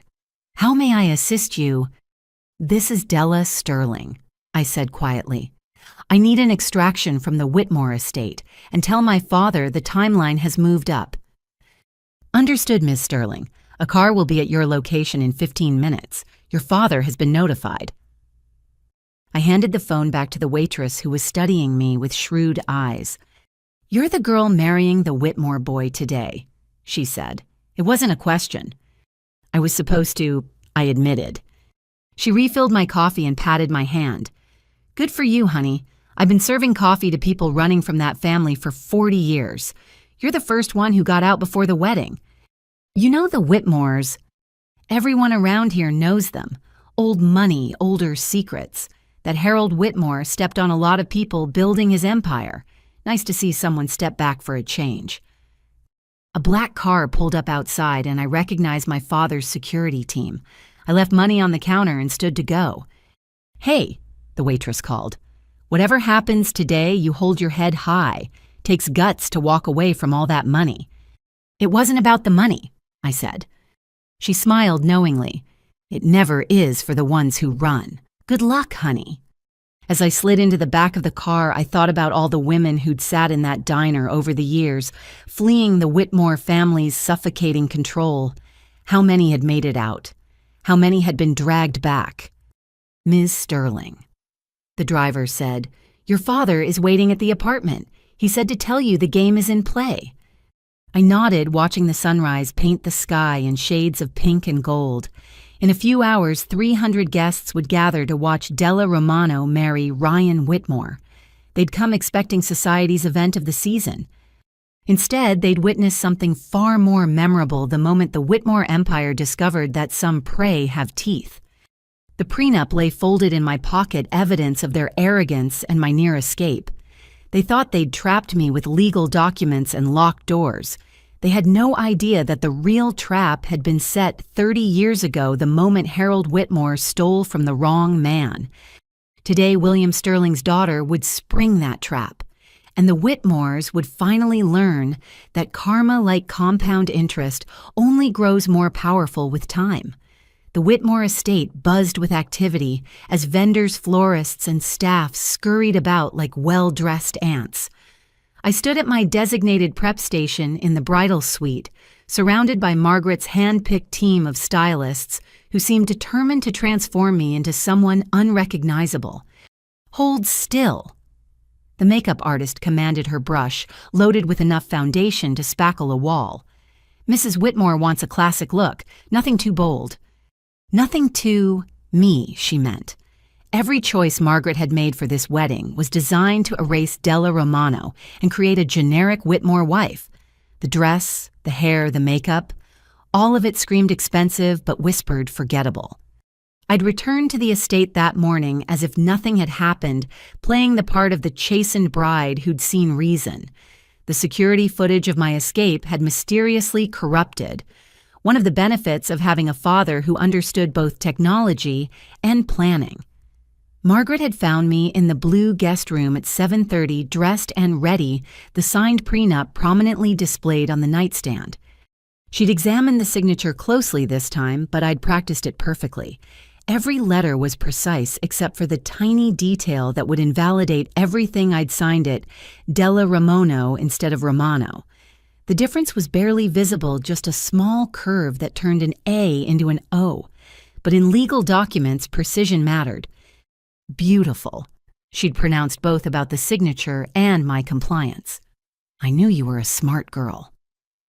Now 3 hours later, I sat like a mannequin while they painted and primped and prodded. Through the window, I could see the garden being transformed into what looked like a wedding magazine's fever dream. White everything. Chairs, flowers, draping, except for touches of gold that screamed wealth. "Isn't it gorgeous?" Stephanie bounced in, already dressed in her bridesmaid gown. Brittany outdid herself with the coordination. Brittany planned my wedding. I kept my voice neutral despite the spike of anger. "Oh, she's so good at events. She knows exactly what works for Whitmore occasions." Stephanie's smile was sharp as broken glass. Plus, she and Ryan have such history. She knew what he'd want. The door opened again and Madison slipped in, looking pale but perfectly put together in her own bridesmaid dress. She caught my eye in the mirror and gave an almost imperceptible shake of her head. Whatever warning she'd tried to send last night, it was too late now. "Madison, there you are." Margaret swept in every inch, the mother of the groom in pale blue silk. "I need you to check with the caterers. That shrimp tower better be perfect." "Of course," Madison murmured. But as she passed my chair, she dropped something into my lap, a folded piece of paper that I quickly tucked under my robe. Margaret surveyed me critically. "The hair needs more height. This is a Whitmore wedding, not some backyard barbecue." The hairdresser immediately began teasing and spraying, building my hair into something that belonged in a museum exhibit on the 1960s. I let them work playing docile, while my mind raced through the timeline. It was now 11. The ceremony started at 4. My father's friends would begin arriving at 3:30. Now. Margaret settled into the chair beside me. Let's discuss your behavior today. You'll smile, but not too broadly. We don't want you looking maniacal in photos. You'll speak when spoken to, thank everyone for coming, and defer to Ryan for any important conversations. The photographer will want some candids, but I'll approve all shots before they're finalized. You're controlling the photos, too, I couldn't help asking. Her reflection smiled coldly at mine. Everything about a Whitmore wedding is controlled, dear. That's how we maintain standards. Speaking of which, your vows. She produced a card with typed words. You'll read these. They're appropriate and tasteful. I scanned the card. Generic promises to honor and obey, to support Ryan's career, to uphold the Whitmore name. Not a single word about love partnership or the life we'd supposedly build together. Where are Ryan's vows? I asked. He'll speak from the heart, Margaret said dismissively. Men are expected to be more emotional at weddings. It plays well. Everything was performance. Everything was calculated. I wondered if any Whitmore wedding had ever been about actual love, or if they'd all been mergers disguised in white lace. Mrs. Whitmore. A young assistant appeared at the door looking flustered. There's a question about the seating chart. Someone named William Sterling has RSVP'd, but he's not on the original list. My heart skipped, but I kept my face neutral as Margaret frowned. Sterling? I don't know any Sterling. Must be someone's +1. Put him in the back. He specifically requested family seating, the assistant persisted. He said he's the bride's father. The room went silent. Margaret's eyes snapped to mine in the mirror. Your father's name is Sterling. You said it was Romano. Romano is my mother's maiden name, I said calmly. I use it professionally. My legal name is Sterling Romano, but I go by Romano for simplicity. It wasn't technically a lie. I did use my mother's name professionally, wanting to make my own way without my father's influence, but the calculation in Margaret's eyes told me she was already trying to connect dots. Sterling, she repeated. In tech you said, yes. She waved at the assistant. Fine family seating, but third row. The first two are for immediate family only. The assistant scurried away and Margaret turned her laser focus back to me. Interesting that you never mentioned your surname situation. What else haven't you mentioned? Nothing relevant to marrying Ryan, I said, meeting her gaze steadily. Everything is relevant when you're marrying a Whitmore, she countered. But no matter, after today you'll be Della Whitmore and all this confusion about names will be moot. She left to terrorize the florists, and I quickly unfolded Madison's note. Her handwriting was shaky but legible. They're planning to have Brittany object during the ceremony. She'll claim you've been having an affair. They have fabricated evidence. Harold thinks it will give them grounds to enforce the penalty clause. Run now while you can. I crumpled the note, my mind racing. So that was their game. Let me marry Ryan, then immediately destroy me with false accusations. They'd get their perfect wedding photos and their financial revenge in one neat package. The makeup artist returned to powder my nose, and I smiled at her serenely. Let them play their games. They had no idea what was coming. Phone for you, miss. Another assistant appeared with my cell. Someone named James. I didn't know any James, but I took the phone. My father's voice was disguised but recognizable to me. Pearls at 347 Princess. Everything is in place. Thank you, James, I said pleasantly. Yes, I'll be ready on time. As the hours crawled by, the suite filled with bridesmaids and energy. Stephanie held court telling stories about Ryan's old girlfriends. Madison moved like a ghost, silent and efficient. Brittany was notably absent, probably preparing for her starring role in the afternoon's drama. Time to get dressed. Margaret announced at 2:30, and suddenly hands were everywhere, sliding me into the massive dress, adjusting the train, pinning the veil. I felt like a doll being prepared for display. The pearls, I said when they reached for the diamond necklace Margaret had selected. I want to wear my mother's pearls. Absolutely not, Margaret started, but I cut her off. They're my something old, unless Whitmore weddings don't follow that tradition. She couldn't argue with tradition, not with the photographer capturing getting ready shots. The pearls were clasped around my neck, their familiar weight comforting against my skin. "You look beautiful," Madison whispered as she adjusted my train. "I'm sorry for everything." "It's not your fault," I murmured back. "No, but I didn't warn you. I thought maybe it would be different, maybe Ryan actually loved you. But they're all the same, all of them. The money ruins them."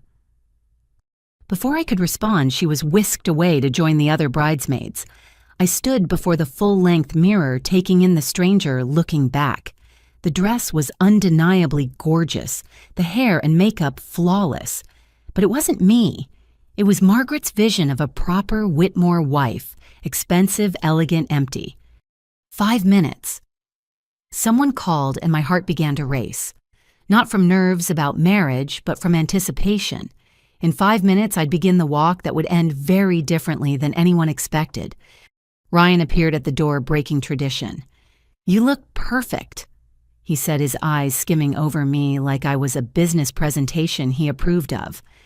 "Isn't it bad luck to see the bride before the ceremony?" I asked. "We make our own luck," he replied, which would have sounded romantic if his tone wasn't so flat. "Mother wanted me to check that you were ready. No second thoughts." "None at all," I said truthfully. I had no thoughts about marrying him because it wasn't going to happen. "Good. I'll see you at the altar." He paused at the door. "Della, after this is over, after we're married, I hope we can put all the unpleasantness behind us. Start fresh." "I don't think that's possible, Ryan." His jaw tightened. "It better be. We have a lifetime ahead of us." He left, and I touched my pearls, feeling their smooth surface. 3:47. Less than an hour until the truth would detonate in the middle of their perfect garden party. The wedding coordinator appeared, clipboard in hand and stress in her eyes. "Time to go, Ms. Romano. Your father is waiting to walk you down." I almost laughed. She had no idea which father would be walking me down that aisle or what would happen when we reached the end. As I gathered my train and prepared to leave the suite, I caught sight of myself one more time in the mirror. The Whitmore bride stared back everything Margaret had demanded, but beneath the designer dress and careful makeup, Della Sterling smiled. They thought they'd bought me, controlled me, trapped me. They thought their money and manipulations made them invincible. They thought wrong. The wedding march was about to begin, but it wouldn't be celebrating a union. It would be marking the end of the Whitmore Empire's unchecked cruelty. And they'd have 300 witnesses to watch it fall. The string quartet began playing Pachelbel's canon as the garden doors opened before me. 300 faces turned in unison, a sea of designer hats and expectant smiles. The aisle stretched ahead like a white ribbon, lined with roses that probably cost more than a year of college tuition. But I barely noticed any of it, because standing at the entrance offering his arm with a slight smile was William Sterling. My father had dressed for war disguised as a wedding. His tuxedo was impeccable but understated the kind of quiet elegance that didn't need to announce its worth. To everyone else, he probably looked like any other wedding guest, but I saw the steel in his spine, the purpose in his eyes. "You look beautiful, princess," he murmured as I took his arm. "Just like your mother on our wedding day." "Daddy," I whispered back, "are you sure about this?" "I've been sure for 30 years, he replied. "Now smile, we have an audience." We began our walk, and I could feel the confusion rippling through the crowd. Who was this distinguished man with the bride? Where was the absent father they'd heard so much about?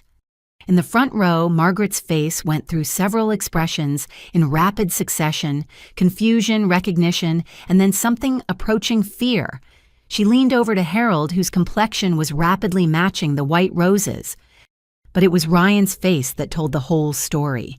He stood at the altar trying to project confidence, but his eyes darted between me and my father with growing alarm. Behind him, his groomsmen shifted nervously. Marcus actually took a half step back. The walk took forever and no time at all. Each step brought us closer to the altar where Reverend Morrison waited with his practiced smile and leather-bound book. The garden was silent except for the music and the subtle clicking of photographers' cameras.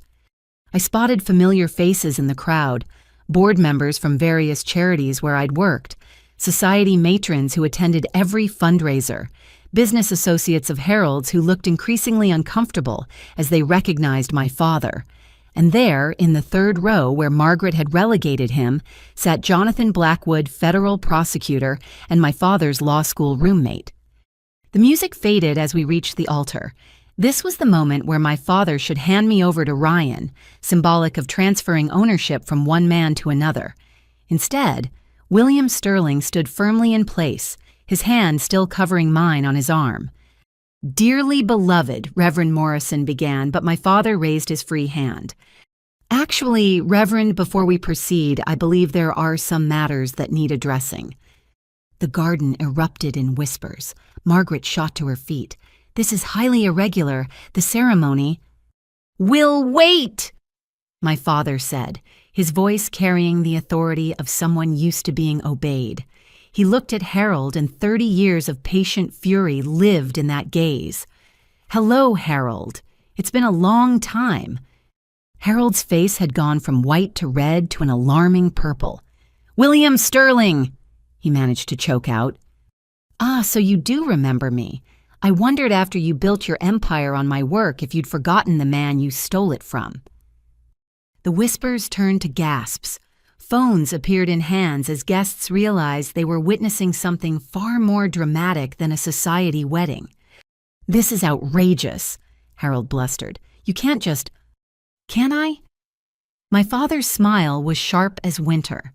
"You see, Harold, you taught me a valuable lesson all those years ago. You showed me the importance of documentation of contracts, of having everything in writing. So I did." He reached into his jacket and pulled out a folder.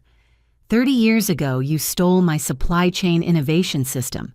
You filed patents on my algorithms, built your fortune on my code. But you made one mistake. You were so eager to cut me out, you forgot to check if I'd filed provisional patents first."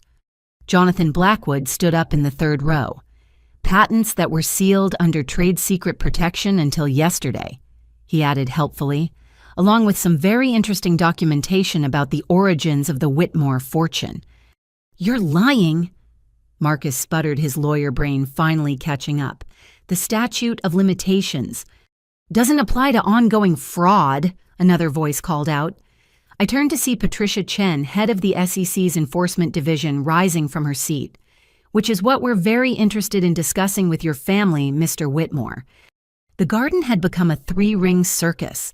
Guests were filming openly now, society reporters typing furiously on their phones. The wedding photographer, bless him, just kept shooting, probably realizing he was capturing the story of the year. "Daddy," yeah, I said loudly enough to cut through the chaos. "I think you should tell them about the prenup." "Ah, yes, the prenup." William's voice carried perfectly without shouting. "The one you pressured my daughter to sign under duress last night. The one that strips her of all rights, treats her like property, includes illegal clauses about child custody. The one signed with an invalid signature, because even under that kind of pressure, my daughter was smart enough to protect herself." I pulled the pearls, our signal, though it was hardly necessary now. The morning's carefully constructed timeline was in ruins, and the Whitmores were drowning in their own arrogance. "You set us up," Ryan said, his voice hollow. He wasn't looking at my father, he was looking at me. "This whole thing was a setup." "No," I said clearly. "I loved you. I would have married you happily if you'd stood up for me even once, if you'd chosen us over them, if you'd been the man you pretended to be when we met." "But you didn't," my father continued. "Instead, you participated in attempting to trap my daughter in a fraudulent contract. You imprisoned her in your home. You threatened her livelihood if she didn't comply. Did you really think I'd let that stand?" "This is a private family matter," Margaret shrieked, abandoning all pretense of dignity. "Not anymore," said Roger Feinstein from the New York Times, his press badge visible as he stood. "Miss Sterling, would you care to comment on your experience with the Whitmore family?" That's when Brittany decided to play her card. She stood up from her seat among the groomsmen's dates perfectly timed for maximum drama. "I object," she called out, even though we hadn't reached that part of the ceremony. "This woman has been having an affair. I have proof." She waved her phone triumphantly, but whatever fabricated evidence she'd prepared became irrelevant when Madison Whitmore suddenly laughed. It was the first genuine emotion I'd seen from her, and it transformed her face. "Oh, Brittany," Madison said, her voice carrying surprising strength. "Do you really want to talk about affairs? Should we discuss why you have a key to my husband's apartment, or why you were leaving the Whitmore building at 3 in the morning last Tuesday?" The groomsmen's section erupted as Marcus tried to silence his wife, but Madison had found her voice and wasn't giving it up. "I've been documenting everything," she announced to the stunned crowd. "Every affair, every hidden asset, every bribe to keep business partners quiet. 5 years of evidence all backed up and sent to my lawyer this morning." "You signed an NDA," Marcus roared. "Which became void the moment you committed fraud," Madison shot back. "My lawyer says hi, by the way. She's sitting right there." She pointed to a severe-looking woman in the 5th row who waved cheerfully at the chaos. That's when Harold made his fatal error. In his fury and desperation, he lunged at my father. "You've ruined everything." But William Sterling hadn't built an empire by being unprepared. He sidestepped easily, and Harold's momentum carried him straight into the wedding cake table. The 5-tier monstrosity toppled in a cascade of fondant and sugar flowers, covering the patriarch in what was probably $20,000 worth of pastry. "I think," my father said calmly as Harold sputtered and raged from the ground, "this concludes the ceremony, Della." I looked at Ryan one last time. He stood at the altar like a broken mannequin, his perfect world crumbling around him. For a moment, just a moment, I saw the man he could have been if he'd chosen differently. "I'm sorry it had to end this way," I told him. "I really did love who I thought you were." "Della, wait," he called as I turned away. "We can fix this. We can start over." "No," I said simply. "We can't. You showed me who you really are, Ryan. Someone who'll sacrifice love for money, who'll stand by while his family attacks someone he claims to care about. That's not fixable." I walked back down that aisle on my father's arm, but this time I held my head high. Behind us, the garden erupted into complete chaos. Federal investigators were serving papers. Madison was detailing Marcus's crimes to anyone with a recording device. Margaret was trying to salvage some dignity while covered in cake frosting alongside her husband. And through it all, the photographer kept shooting, documenting the complete destruction of the Whitmore Empire's carefully maintained facade. As we reached the garden doors, I heard Stephanie wail, "This wasn't supposed to happen. Brittany promised everything would work out." My father chuckled. "Did you know Brittany also moonlighted as an informant for the FBI? Apparently the Whitmores weren't as careful with their financial improprieties as they thought." "How long have you been planning this?" I asked as we walked through the estate toward the valet station. "Since the moment you told me they'd hurt you," he said simply. "But Harold, I've been waiting 30 years to watch him fall. That it happened while defending my daughter. That's just poetic justice." The valet brought my father's car around. Not the Bentley or the Aston Martin, but a simple Tesla. "Keep it understated," he'd always taught me. "Let your actions announce your worth, not your possessions." "Ms. Romano, Ms. Sterling, wait." A crowd of reporters surged toward us, but my father's security team materialized from the crowd, creating a path. "One question," Roger from the Times called out. "What's next for you?" I paused at the car door, looking back at the estate where my wedding had become a crime scene. Then I smiled, my first genuine smile in months. I'm going back to my real life, my work, my apartment, my name. I touched my mother's pearls one more time. The Whitmores taught me something valuable, though. They showed me that wealth without integrity is just theft with better lawyers. I'd rather be honestly middle class than live in a palace built on other people's dreams. As we drove away, I could see the flashing lights of federal vehicles arriving. The Whitmore Empire, built on stolen innovation and maintained through decades of bullying and coercion, was finally facing justice. "So," my father said as we reached the highway, "where would you like to go? Paris, Tokyo? I think you've earned a vacation." "Actually," I said, watching the estate disappear in the rearview mirror, "I'd like to go home, my real home. Tomorrow there's a literacy program that needs volunteers, and I promised to read to the kids." He smiled the proud smile that reminded me why I'd kept my identity secret in the first place. I wanted to earn that pride, not inherit it. "That's my girl," he said. "Your mother would be so proud." But I didn't care about any of that. I was free. Free from the prenup, free from the Whitmore family, free from a future that would have slowly suffocated everything real about me. And somewhere in that ruined garden, 300 guests were learning that sometimes the best weddings are the ones that don't happen at all. The garden looked like a disaster zone. Overturned chairs, scattered flowers, and the destroyed wedding cake created a scene worthy of a battlefield. But the real destruction was happening to the Whitmore family's reputation as federal investigators worked through the crowd taking statements and serving subpoenas. I stood with my father near the estate's entrance, still in my wedding dress, but feeling lighter than I had in months. The pearls around my neck caught the afternoon sun, reminding me of my mother's strength. "Ms. Sterling." Jonathan Blackwood approached with a satisfied expression. "We'll need your statement about the prenuptial agreement and false imprisonment, but that can wait until Monday." "Of course," I nodded. "Whatever helps." Margaret Whitmore's shrill voice cut through the chaos. "This is entrapment harassment. Our lawyers will destroy all of you." She stood in the ruins of her perfect wedding designer dress stained with cake, pointing accusingly at anyone within range. But her threats fell flat as more investigators arrived, some wearing FBI windbreakers, others bearing SEC credentials. "Mrs. Whitmore," Patricia Chen said calmly, "I'd stop talking if I were you. Anything you say can and will be used against you." That's when Ryan finally found his voice. He pushed through the crowd, his tuxedo disheveled, his carefully styled hair in disarray. "Della, please," he called out. "Let me explain."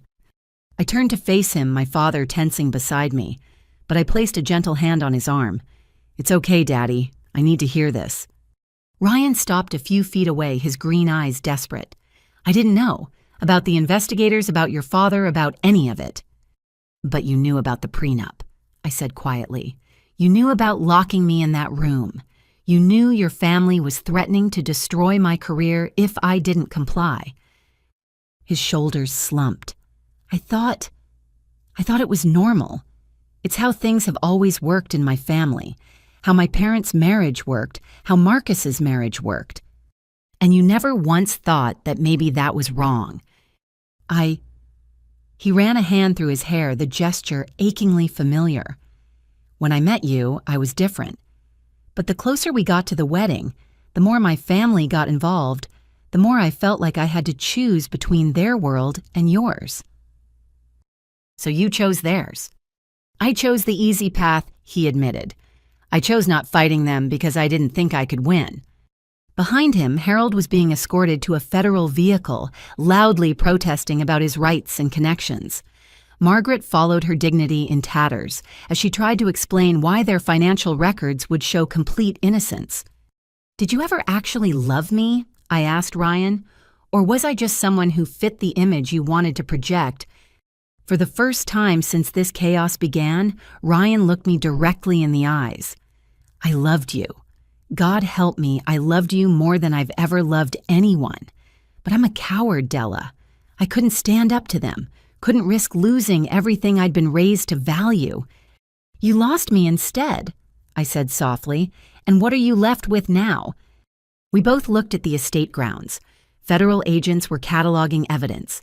Guests were giving statements or fleeing as quickly as dignity allowed. The Whitmore empire was crumbling in real time. "Nothing," Ryan said hollowly.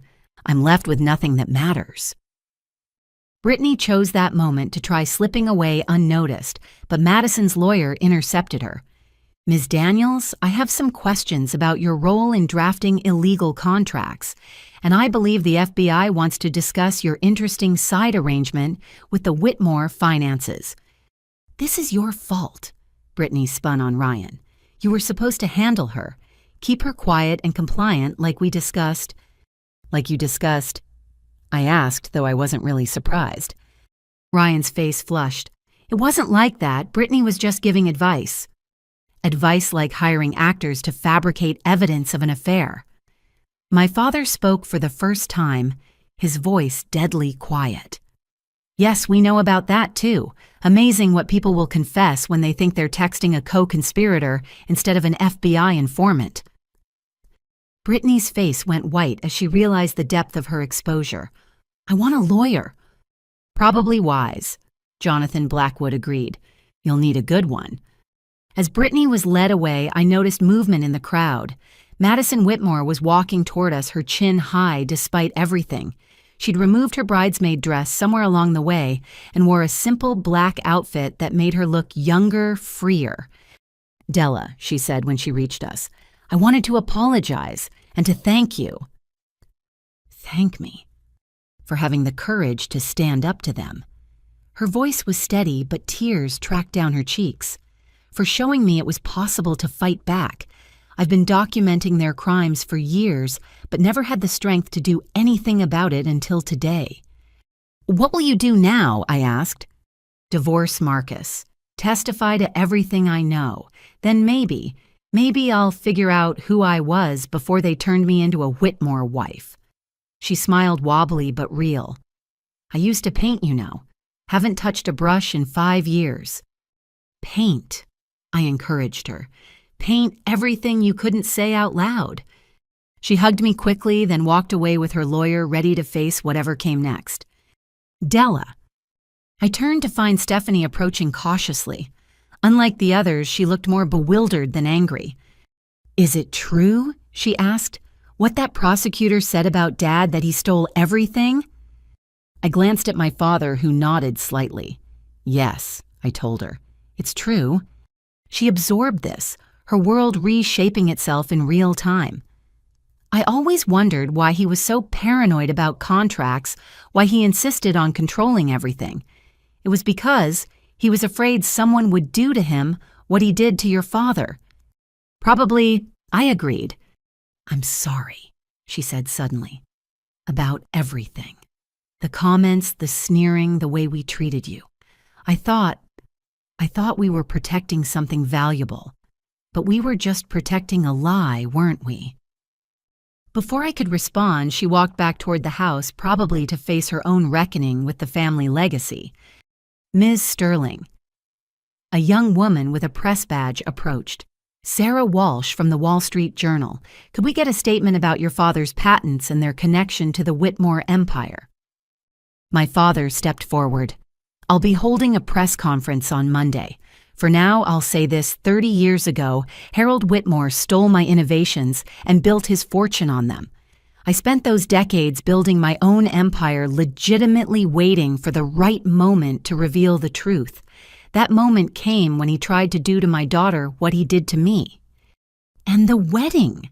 Sarah pressed. "Was it all a setup?" "No," I said firmly. "I genuinely loved Ryan Whitmore. I would have married him happily if he'd been the man he pretended to be. But when his family showed their true nature, when they tried to trap me in an unconscionable prenup, when Ryan chose their money over our love, well, that's when my father and I decided it was time for truth." "One more question," Sarah said quickly. "What happens to the Whitmore empire now?" William Sterling smiled, the expression sharp with satisfaction. "I imagine the federal investigations will reveal quite a bit about their business practices. The patent dispute will be settled in court, and the market—" He shrugged elegantly. "The market doesn't like uncertainty. I suspect Whitmore Industries will be quite a different company by year's end, if it exists at all." As Sarah rushed off to file her story, I saw the wedding photographer approaching with his camera. "I'm sorry," I started. "I know this isn't what you were hired to capture." "Are you kidding?" he interrupted, grinning. "This is the most incredible event I've ever shot. The composition, the drama, the emotions, it's pure art. Would you mind if I entered some of these in journalism competitions?" Despite everything, I laughed. "Sure, Just make sure you get Harold covered in cake from multiple angles." "Already did," he assured me. "That's going to be magazine cover material." The sun was starting to set, painting the destroyed garden in shades of gold and crimson. Guests had mostly fled or been escorted away. The Whitmore family was nowhere to be seen, probably huddled with their lawyers, trying to salvage something from the wreckage. "Ready to go home?" my father asked gently. I looked at Ryan one last time. He stood alone among the overturned chairs, watching me with an expression of profound loss. Part of me wanted to comfort him, but I knew that would be cruel. He'd made his choices. Now he had to live with them. "Actually," I said, "there's one more thing I need to do." I walked back through the garden to where the gift table somehow remained intact. Hundreds of wrapped presents from society's elite, all expecting to celebrate a union that would never happen. "These should go to the women's shelter on Riverside," I announced to the remaining staff. "Every single gift. They need housewares and nice things more than I ever will."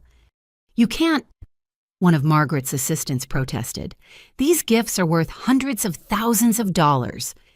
"Exactly," I smiled, "which will help hundreds of women starting over. Please see that it's done." As I walked back to my father, I heard the assistant muttering about tax receipts and grateful donors who'd appreciate the charity redirect. Even in destruction, some good could come. "Now I'm ready," I told my father. But as we reached his car, one more surprise waited. William's phone buzzed with a text and his eyebrows rose. "What is it?" I asked. "Harold's hidden offshore accounts," he said, showing me the screen. Apparently, Brittany wasn't the only informant. Harold's personal banker has been cooperating with authorities for months. The Whitmores are about to discover they're not just facing civil lawsuits and patent disputes. They're facing criminal charges. Tax evasion, money laundering, fraud. The list is extensive. He pocketed his phone. It seems Harold learned the wrong lesson 30 years ago. He learned to take what wasn't his. He never learned that eventually the bill comes due. As we drove away from the estate, I rolled down the window, letting the evening air wash over me. My wedding dress rustled in the breeze, but I didn't care about preserving it. It had served its purpose, just not the one Margaret intended. "Daddy," I said as the city lights came into view. "Thank you." "For what, Princess?" "For waiting until I needed you. For letting me find out for myself who Ryan really was. For being there when it mattered." He reached over and squeezed my hand. "Your mother always said you'd know when someone truly loved you, because they'd stand up for you when it cost them something. Ryan failed that test." "Spectacularly," I agreed. "But you passed it," he continued. "You stood up for yourself when it would have been easier to sign those papers and live in that golden cage. I'm proud of you, Della." Through the rearview mirror, I caught a glimpse of smoke rising from the direction of the estate. Not actual fire, I realized, but the metaphorical burning of the Whitmore empire. By tomorrow, their name would be synonymous with scandal. Their fortune would be frozen pending investigations. Their legacy would be one of theft and lies finally exposed. And somewhere in that wreckage, Ryan Whitmore would have to figure out who he was without his family's money and power. Maybe he'd become the man he'd pretended to be when we met. Or maybe he'd remain the coward who chose easy wealth over difficult love. Either way, it wasn't my story anymore. My story was just beginning, and it started with returning to my small apartment, my real life, and the work that actually mattered. Tomorrow, I'd read to children at the literacy center. I'd plan fundraisers for causes I believed in. I'd build something real with my own hands and heart. The Whitmores had tried to buy me, cage me, control me. Instead, they'd freed me to become exactly who I was meant to be. William Sterling's daughter, yes, but more importantly, Della Romano, who stood up to bullies and won. The wedding that didn't happen would be remembered far longer than any successful ceremony. And the woman who walked away in a designer dress and her mother's pearls, she'd remember it as the day she chose herself. By the time we returned to the city, the Whitmore wedding disaster was already trending globally. Social media had exploded with videos of Harold covered in cake federal agents, serving papers, and my father's dramatic revelation. But the real circus was just beginning at the Whitmore Industries headquarters. "Turn on Channel 7, my father said as we entered his penthouse. He'd insisted I stay there for the night, worried about potential retaliation. The screen filled with aerial footage of FBI agents carrying boxes out of the Whitmore building. The reporter's voice was breathless with excitement. In an unprecedented fall from grace, the Whitmore family empire faces federal investigation on multiple fronts. Sources indicate this stems from a wedding ceremony that turned into a crime scene earlier today." I sank into the plush sofa, still wearing my wedding dress. It felt surreal watching my personal drama play out on national television. William Sterling tech billionaire and father of the bride has released documentation showing that Harold Whitmore built his retail empire on stolen technology. The reporter continued. Meanwhile, Madison Whitmore, estranged wife of Marcus Whitmore, has provided investigators with what she claims is evidence of decades of financial crimes. The scene cut to Madison standing outside a law office looking composed despite the media frenzy. "For 5 years, I watched my husband and his family operate above the law," she said clearly. "They destroyed anyone who opposed them, bought silence with threats and money. Today that ends." "She's brave," I murmured. "She's protected," my father corrected. "I made sure she had security and legal representation before today. The Whitmores have a history of silencing witnesses." My phone buzzed with hundreds of messages. Friends, colleagues, people I hadn't heard from in years. Everyone wanted to know if I was okay, if the stories were true, if I'd really left Ryan Whitmore at the altar. One message stood out from my boss at the Literacy Foundation. "Take all the time you need, but when you're ready, we have 3 new programs to plan and a donor who specifically wants to work with you. P.S. Best wedding video ever." Despite everything, I smiled. My real life was waiting for me unchanged by the Whitmore drama. "Della," my father said, his tone shifting to business. "There's something else you need to know. The investigators found more than financial crimes." He handed me a tablet showing court documents. As I read, my blood chilled. The Whitmores hadn't just been controlling their family members, they'd been systematically destroying competitors, blackmailing board members, and maintaining their empire through what amounted to corporate terrorism. Ryan knew. I asked, though I wasn't sure I wanted the answer. The penthouse felt like a sanctuary, but I knew I couldn't hide forever. By morning, the media frenzy had reached fever pitch.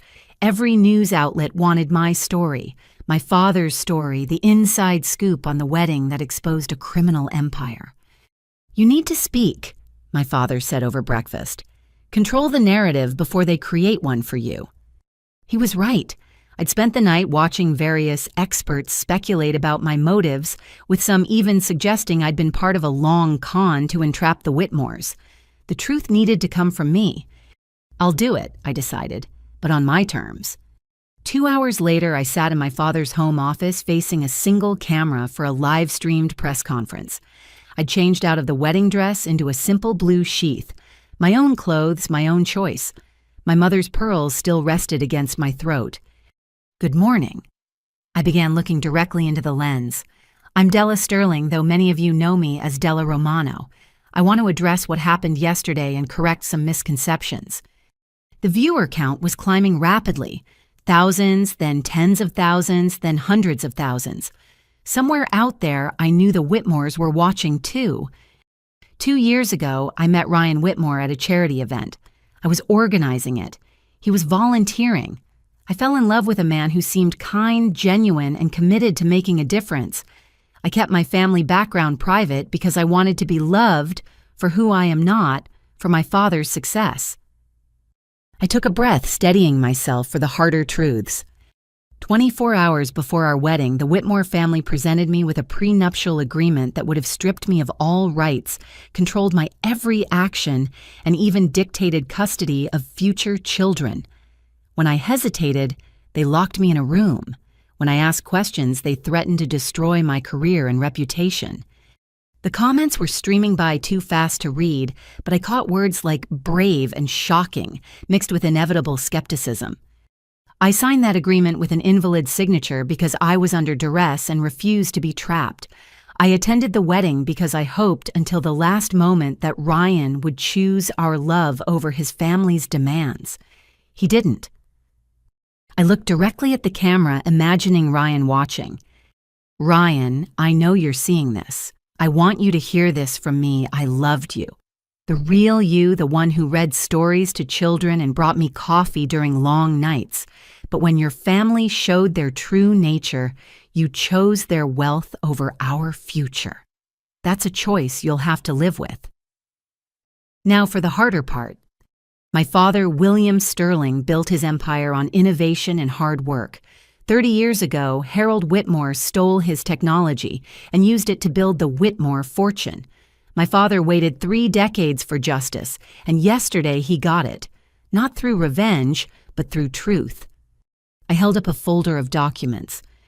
These are copies of the original patents, the proof of theft, the evidence that the Whitmore empire was built on stolen dreams. But more than that, these represent a pattern. The Whitmores didn't just steal once. They made a practice of destroying anyone who stood in their way. The viewer count had passed 1 million. Comments flooded in from around the world. To those asking if this was all planned, no. I genuinely intended to marry Ryan. My father came to that wedding as a last resort to protect me from a family that had already proven they would destroy anyone who defied them. I set down the documents and spoke from the heart. To the women trapped in similar situations in relationships where love comes with contracts and control, you deserve better. Love shouldn't require you to sign away your rights. Family shouldn't come with terms and conditions. If someone truly loves you, they'll stand up for you when it matters. A notification popped up on the screen. The Whitmore family lawyer was demanding I cease and desist. I smiled slightly. I see the Whitmore legal team is watching. Good. Let me be clear, I will cooperate fully with all investigations.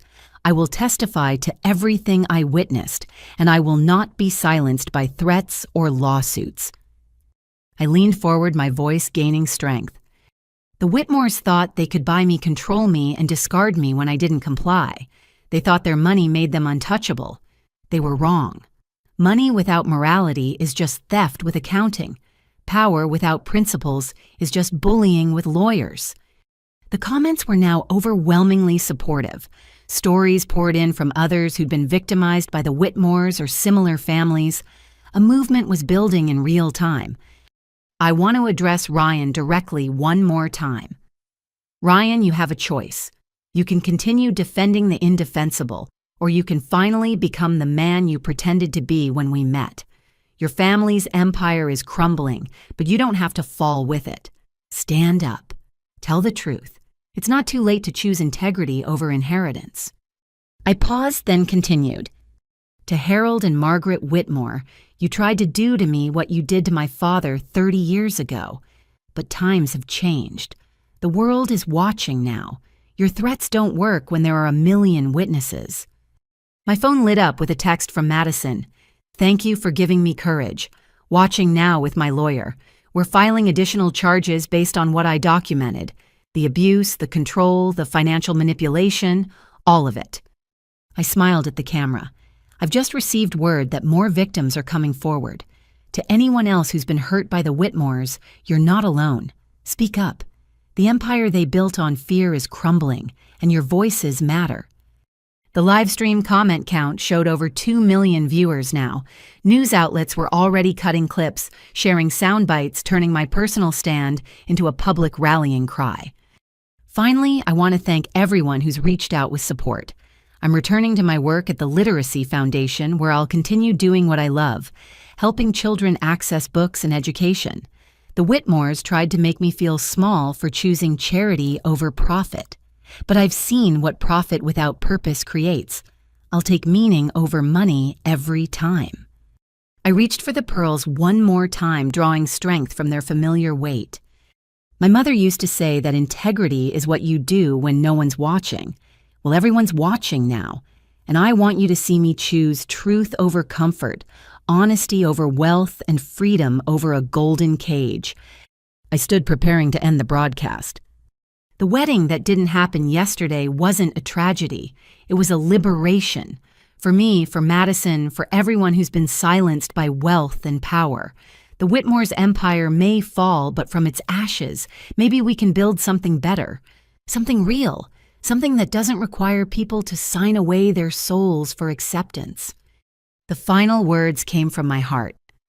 To anyone watching who's trapped in their own version of a Whitmore prenup, whether it's a relationship, a job, or a family that demands you become someone you're not, know this: you deserve better. You are worth more than what they're offering. And sometimes, the best deal is the one you walk away from. I reached for the camera button, then paused. Oh, and to the wedding photographer who captured everything yesterday, please do enter those photos in competitions. Let the world see what it looks like when someone chooses freedom over fear. Thank you. I ended the stream. The view counter froze at 2.3 million. Within minutes, my father's publicist was fielding hundreds of interview requests. But I wasn't interested in becoming a media sensation. What now? My father asked, pride evident in his eyes. Now I go home, I said simply. To my apartment, my job, my life. The Whitmores will face justice through the courts. I've said what needed saying. But even as I spoke, my phone rang. The caller ID showed a number I recognized: Ryan. I almost didn't answer. Then, remembering my words about choosing courage, I picked up. Della. His voice was broken raw. I watched your stream, every word. And you're right, about everything. About me being a coward, about choosing money over love, about my family. A pause. I'm at the federal building. I'm about to go in and tell them everything I know. My heart skipped, but I kept my voice steady. Why are you telling me? Because you said it wasn't too late to choose integrity over inheritance. Because maybe if I do the right thing now, someday I can look in the mirror without hating what I see. Ryan, I don't expect forgiveness. I don't expect anything from you. I just wanted you to know that you did what I couldn't. You stood up to them. And now, because of you, maybe I can too. The line went dead. I stared at the phone, processing this unexpected development. He's turning witness, my father asked, reading my expression. Apparently. That took courage, he acknowledged grudgingly. Late, but still courage. Through the penthouse windows, I could see the city sprawling below. Somewhere out there, the Whitmores were scrambling to salvage their empire. Madison was building a new life. Ryan was walking into a federal building to betray his family, and countless others were finding strength in shared stories of survival. My phone buzzed with a news alert: breaking, Ryan Whitmore enters federal building, reportedly cooperating with investigation. Then another: Madison Whitmore files for emergency divorce, citing years of abuse and financial fraud. And another: Whitmore Industries stock plummets as board calls emergency meeting. The empire was falling faster than anyone could have imagined. But I felt no satisfaction in their destruction, only relief that their reign of terror was ending. I need to go, I told my father. The Literacy Center has a reading session this afternoon. I promised the kids I'd be there. He hugged me tightly. Your mother would be so proud. You stood up for yourself with grace and truth. I learned from the best, I said, meaning both my parents. As I prepared to leave, one final text arrived, from a number I didn't recognize. Ms. Sterling, this is Stephanie Whitmore. I'm at the FBI office with Ryan.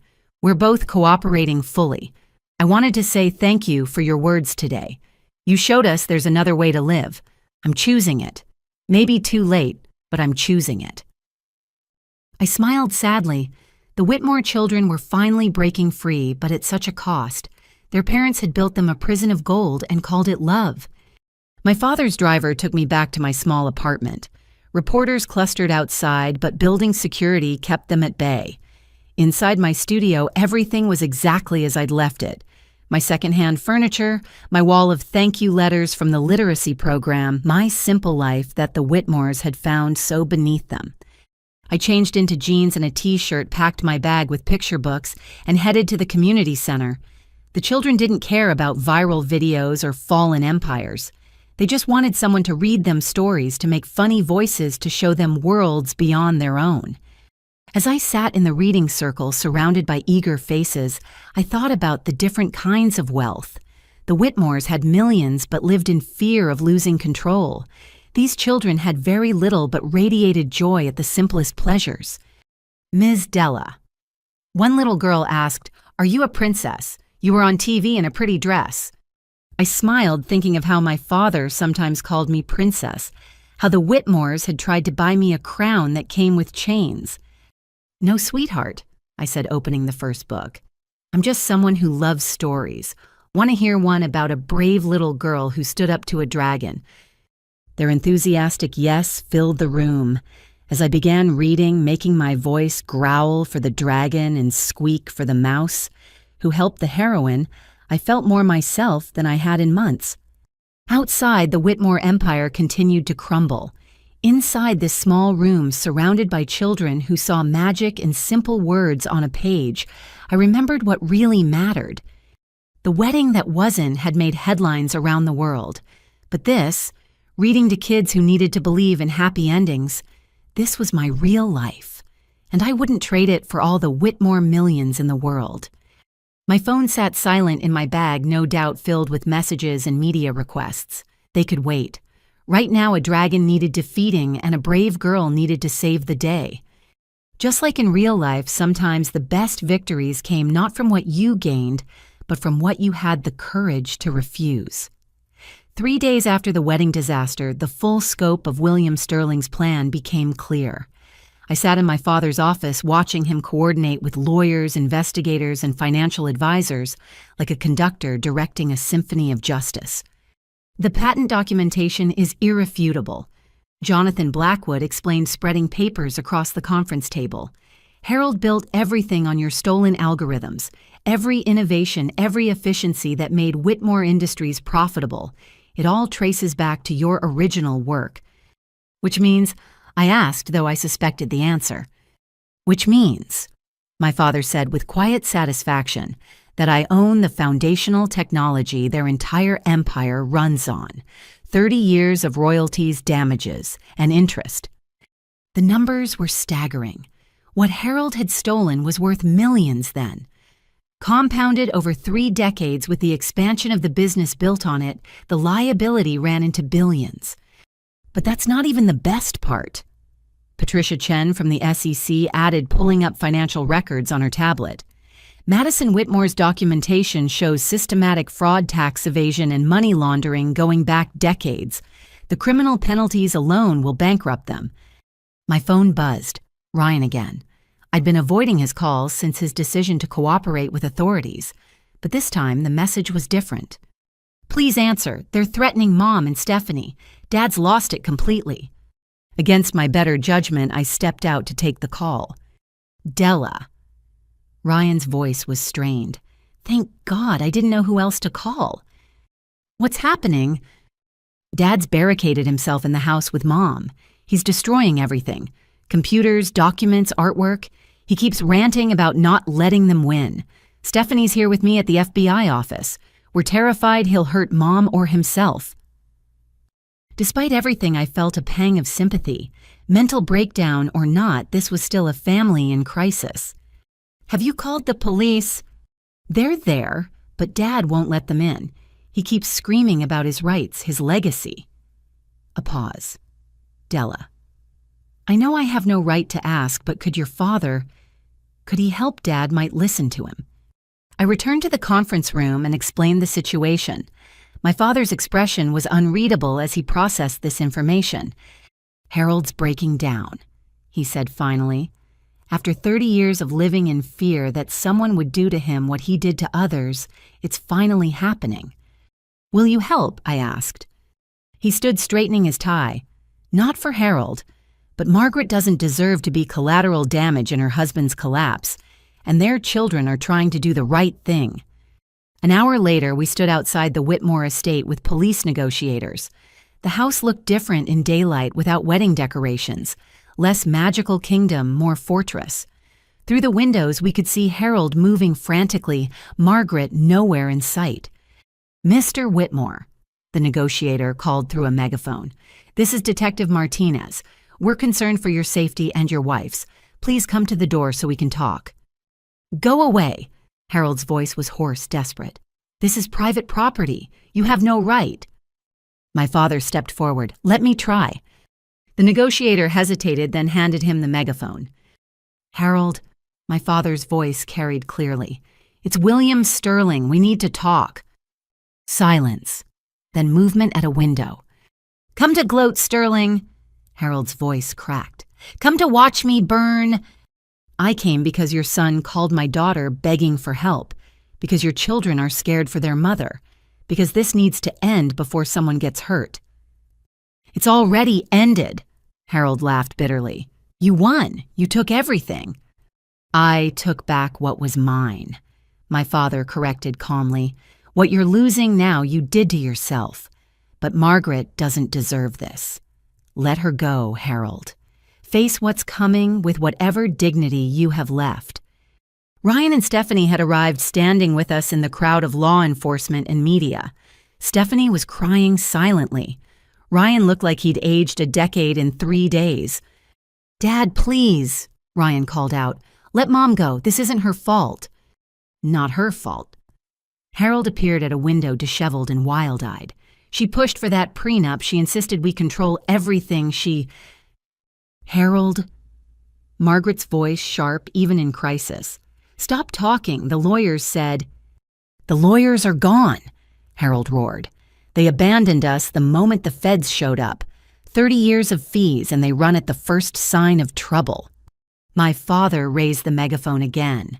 "Harold, you have one chance here.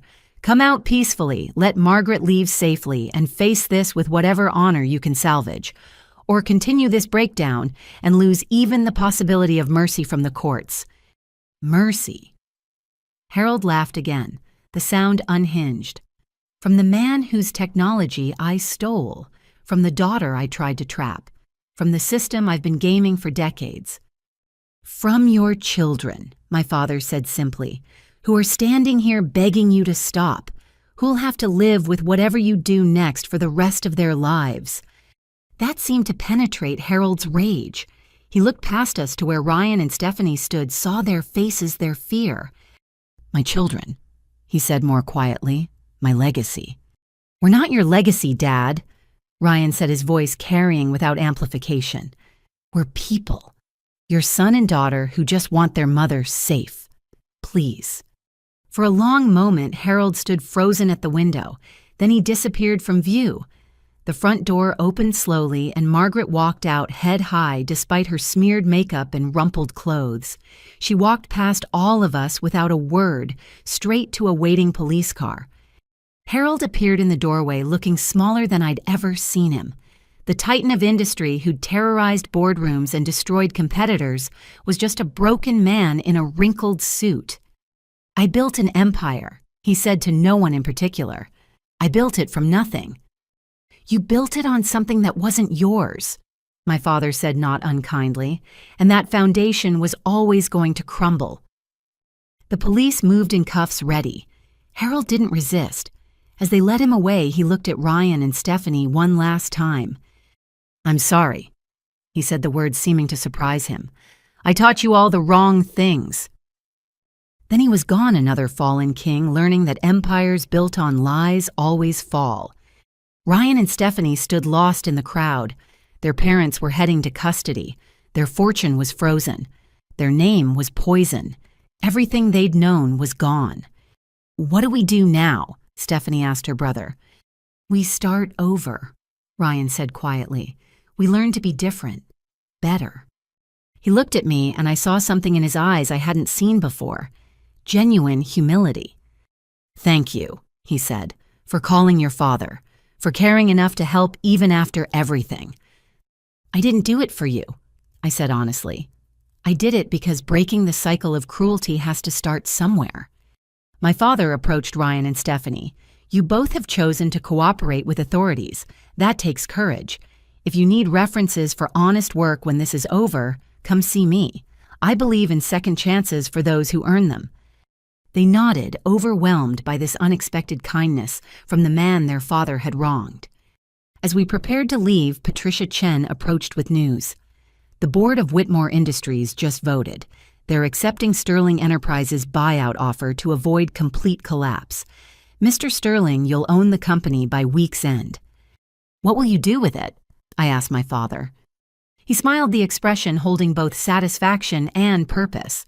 What I always intended if I ever got it back, transform it into something worthwhile, ethical business practices, fair wages, and a large charitable division.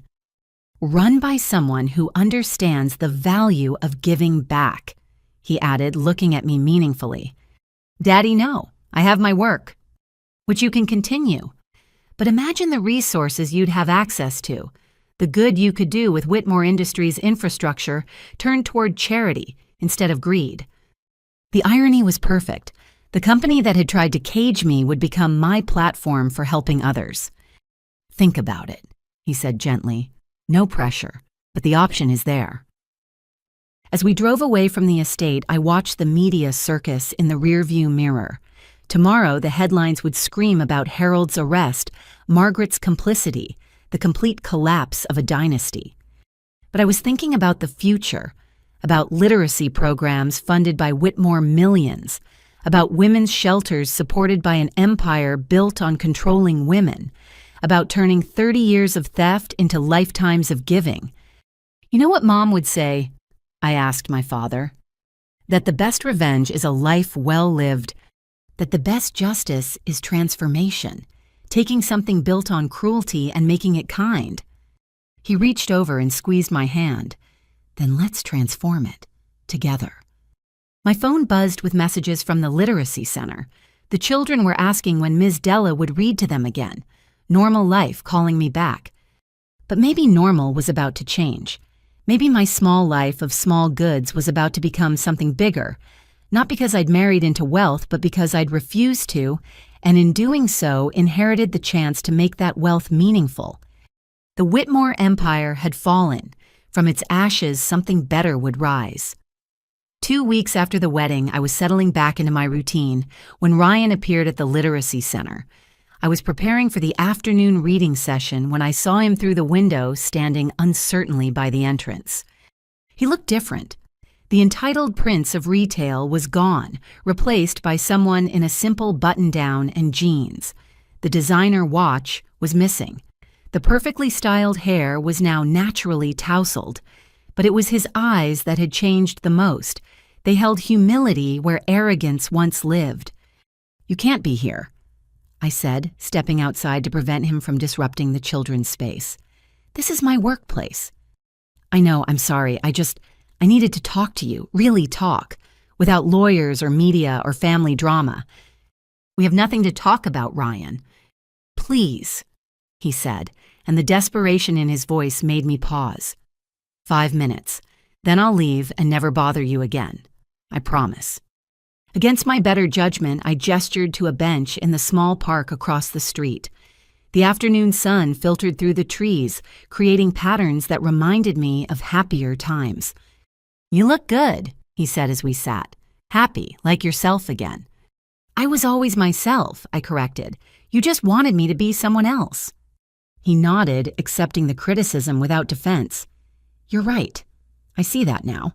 I've had a lot of time to think these past 2 weeks about who I was, who I am, who I could have been. And I realize I threw away the only real thing in my life." He stared at his hands clasped tightly in his lap. "You loved me, Della. Actually loved me.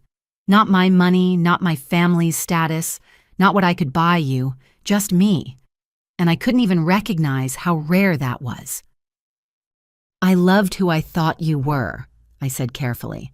"But that person might never have existed." "He did," Ryan insisted. "Those moments at the charity events, reading to kids, bringing you coffee, that was real. That was the truest I've ever been. but I was too weak to stay that person when my family applied pressure. A group of children ran past, laughing and chasing bubbles someone was blowing nearby. Ryan watched them with something like wonder. "I've been testifying," he continued, "telling the FBI everything, about the bribes, the blackmail, the companies we destroyed. Did you know my father kept a ledger, like a trophy list of everyone he'd crushed?" "I'm not surprised," I said. "I gave them names, dates, amounts. Stephanie's doing the same. We're trying to make amends, though I know it can never be enough." "Why are you telling me this?" He turned to face me fully, and I saw tears threatening in his eyes. "Because I need you to know that I finally understand what you tried to tell me. That wealth without integrity is worthless. That love based on contracts isn't love at all. That I had something precious and I let fear and greed destroy it." "Understanding doesn't change what happened," I said gently but firmly. "I know. God, I know." He rubbed his face with his hands. "I keep replaying that night in the study. If I'd just stood up for you just once. If I'd told them the prenup was wrong, that you deserved respect, that I loved you more than their money. But you didn't." "But I didn't," he agreed miserably. "And now I've lost everything. Not just the money. That's gone anyway with the investigations. But you. The future we could have had. The life we planned." "The life you planned included controlling me," I reminded him. "Monitoring my friendships, limiting my career, dictating our children's lives."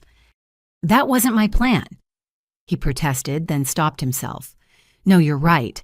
I let it become my plan. I stood by while they wrote those clauses. I told myself it was just paperwork, that our life wouldn't really be like that."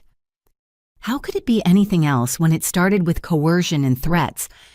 He had no answer for that. We sat in silence, watching life flow past us. Normal people living normal lives, unburdened by prenups and dynasties and stolen fortunes. "I've gotten a job," he said suddenly. "Can you believe it? My first real job. I'm working at a nonprofit that helps small businesses navigate legal requirements. The pay is, well, it's humbling, but I'm actually helping people instead of destroying them. That's good, Ryan, really." "Della." He shifted to face me again, his expression painfully earnest. "I know I have no right to ask this. I know I destroyed everything with my cowardice. But is there any chance, any at all, that someday you could forgive me? Not take me back," he added quickly. "I know that's impossible, but just forgive me." I thought about his question about the man sitting next to me who looked so different from the one who'd shrugged off his family's cruelty 2 weeks ago. Growth was possible. Change was possible. But some bridges once burned couldn't be rebuilt. "I forgive you, Ryan," I said finally. "Not for your sake, but for mine. Holding on to anger would only let your family continue to control my life." Relief washed over his face. "Thank you, that's more than I deserve." "But forgiveness doesn't mean forgetting," I continued. "It doesn't mean we can be friends or that what happened was okay. It just means I'm choosing to let go and move forward." He nodded, understanding if not accepting. "What about, could we at least stay in touch? I'd like to know you're okay, that you're happy. You can follow the Literacy Center's newsletter if you want updates on my work, but personal contact, no. That chapter is closed." He stood abruptly, as if staying seated would make him plead more than he already had. "I should let you get back. The kids are probably waiting." I stood too ready for this conversation to end, but he wasn't quite finished. "I dream about it sometimes," he said quietly. "The life we could have had if I'd been brave. Small apartment instead of the estate. Real friends instead of society contacts. Children who knew they were loved for themselves, not their last name. You reading to them every night while I cook dinner. I've been learning to cook. Did I tell you that I can make that lasagna you taught me now?" "Ryan, stop." "I know, I'm sorry. I just wanted you to know that I finally see what I gave up, what I chose money over, and I'll regret it for the rest of my life." He took a step away, then turned back one last time. Your father's announcement about the charitable foundation using Whitmore Industries to fund education and literacy programs nationwide, that's perfect. My family's greed transformed into your generosity. It's poetic justice. It's just justice, I corrected, making things right after 30 years of wrong. Will you be running it? Eventually. I'm finishing my current programs first, but yes, I'll be directing the charitable division. You'll be amazing at it, he said with genuine admiration. Those kids, all the people you'll help, they're lucky to have you. I was lucky to have you even if I was too stupid to realize it. He walked away, then shoulders slumped but steps steady. I watched him go, feeling an unexpected mix of sadness and relief. The Ryan who'd just left was closer to the man I'd fallen in love with than the one who'd stood by while his family attacked me. But timing was everything, and his growth had come too late. "Ms. Della," a small voice called out. "Are you coming? It's story time." I turned to see Lucy, one of my regular attendees, bouncing impatiently at the center's door. Behind her, more children were gathering books clutched in eager hands. "I'm coming, sweetheart," I called back, leaving the ghosts of what might have been on that park bench. Inside, surrounded by children who just wanted someone to make funny voices and bring characters to life, I felt the last of the Whitmore weight lift from my shoulders. Ryan would go on to build his new life, hopefully becoming the man he should have been all along, but it would be without me. I opened The Paper Bag Princess, a story about a princess who saves herself and decides the prince isn't worth the trouble. The children giggled at my dragon voice, gasped at the princess's cleverness, and cheered when she walked into the sunset alone but triumphant. "Ms. Della," Lucy asked after the story, "why didn't the princess marry the prince? Don't all stories end with weddings?" I smiled at her innocent question. "Not all stories, sweetie. Sometimes the best ending is when the princess realizes she's complete all by herself. She doesn't need a prince to have a happy ending." "Like you," another child piped up. "You were on TV in a princess dress, but you didn't get married." "Exactly like me," I agreed. "And you know what, I'm happier now than I would have been in that big castle." They seemed satisfied with that answer, already reaching for the next book. As I settled in to read about brave knights and clever rabbits and kind bears, I thought about Ryan's parting words. He was right about one thing. I was lucky. Not because I'd escaped the Whitmore trap, but because I'd remembered who I was in time to avoid it. These children, this work, this life I'd built with my own hands, this was my happy ending. And unlike fairy tales, it was real, sustaining, and entirely my own. The past was done. Ryan would find his path, hopefully toward redemption. The Whitmores would face justice, and I would keep reading stories, planning fundraisers, and soon directing a foundation that would transform stolen wealth into shared opportunity. Not all princesses needed princes. Some just needed the courage to write their own stories. And mine was just beginning. 6 months had passed since the wedding that wasn't. The Whitmore estate, once a symbol of power and prestige, had been transformed into something entirely different. Today it would host its final event under the Whitmore name before being converted into a nonprofit conference center. I stood at the entrance not in a wedding dress but in professional attire, wearing a badge that read Della Sterling, Romano Director of Community Initiatives, Sterling Whitmore Foundation. The irony wasn't lost on me. I'd entered this estate as a bride-to-be and was returning as the executor of its transformation. "The media's here in full force," my assistant James informed me. "They're calling this the ultimate revenge story." "It's not revenge," I corrected gently. "It's redemption, making something good from something that caused so much harm." The gardens where my wedding should have occurred had been redesigned. Gone were the ostentatious displays of wealth. In their place stood educational stations, literacy corners, and spaces designed for community gatherings. The house itself would become a training center for nonprofit leaders, its many rooms repurposed from showcasing wealth to building community service. Ms. Sterling Romano. A familiar voice made me turn. Madison Whitmore, now Madison Chen having reclaimed her maiden name, approached with a warm smile. She looked like a different person, relaxed, genuine, glowing with newfound purpose. "Madison, you made it. I wouldn't miss this for anything," she said, gesturing to the transformed space. "Watching this place become something positive. It's like watching my own transformation made physical." She'd used her divorce settlement to establish an art therapy program for abuse survivors. Her paintings, dark at first, but increasingly filled with light, had even gained gallery representation. "Have you seen him?" she asked carefully. I knew who she meant. Not yet, but he RSVP'd yes. Ryan had been invited as part of our commitment to restorative justice. All former Whitmore family members who'd cooperated with authorities and shown genuine remorse were welcome to witness the transformation of their former empire. As if summoned by our conversation, I spotted him across the garden.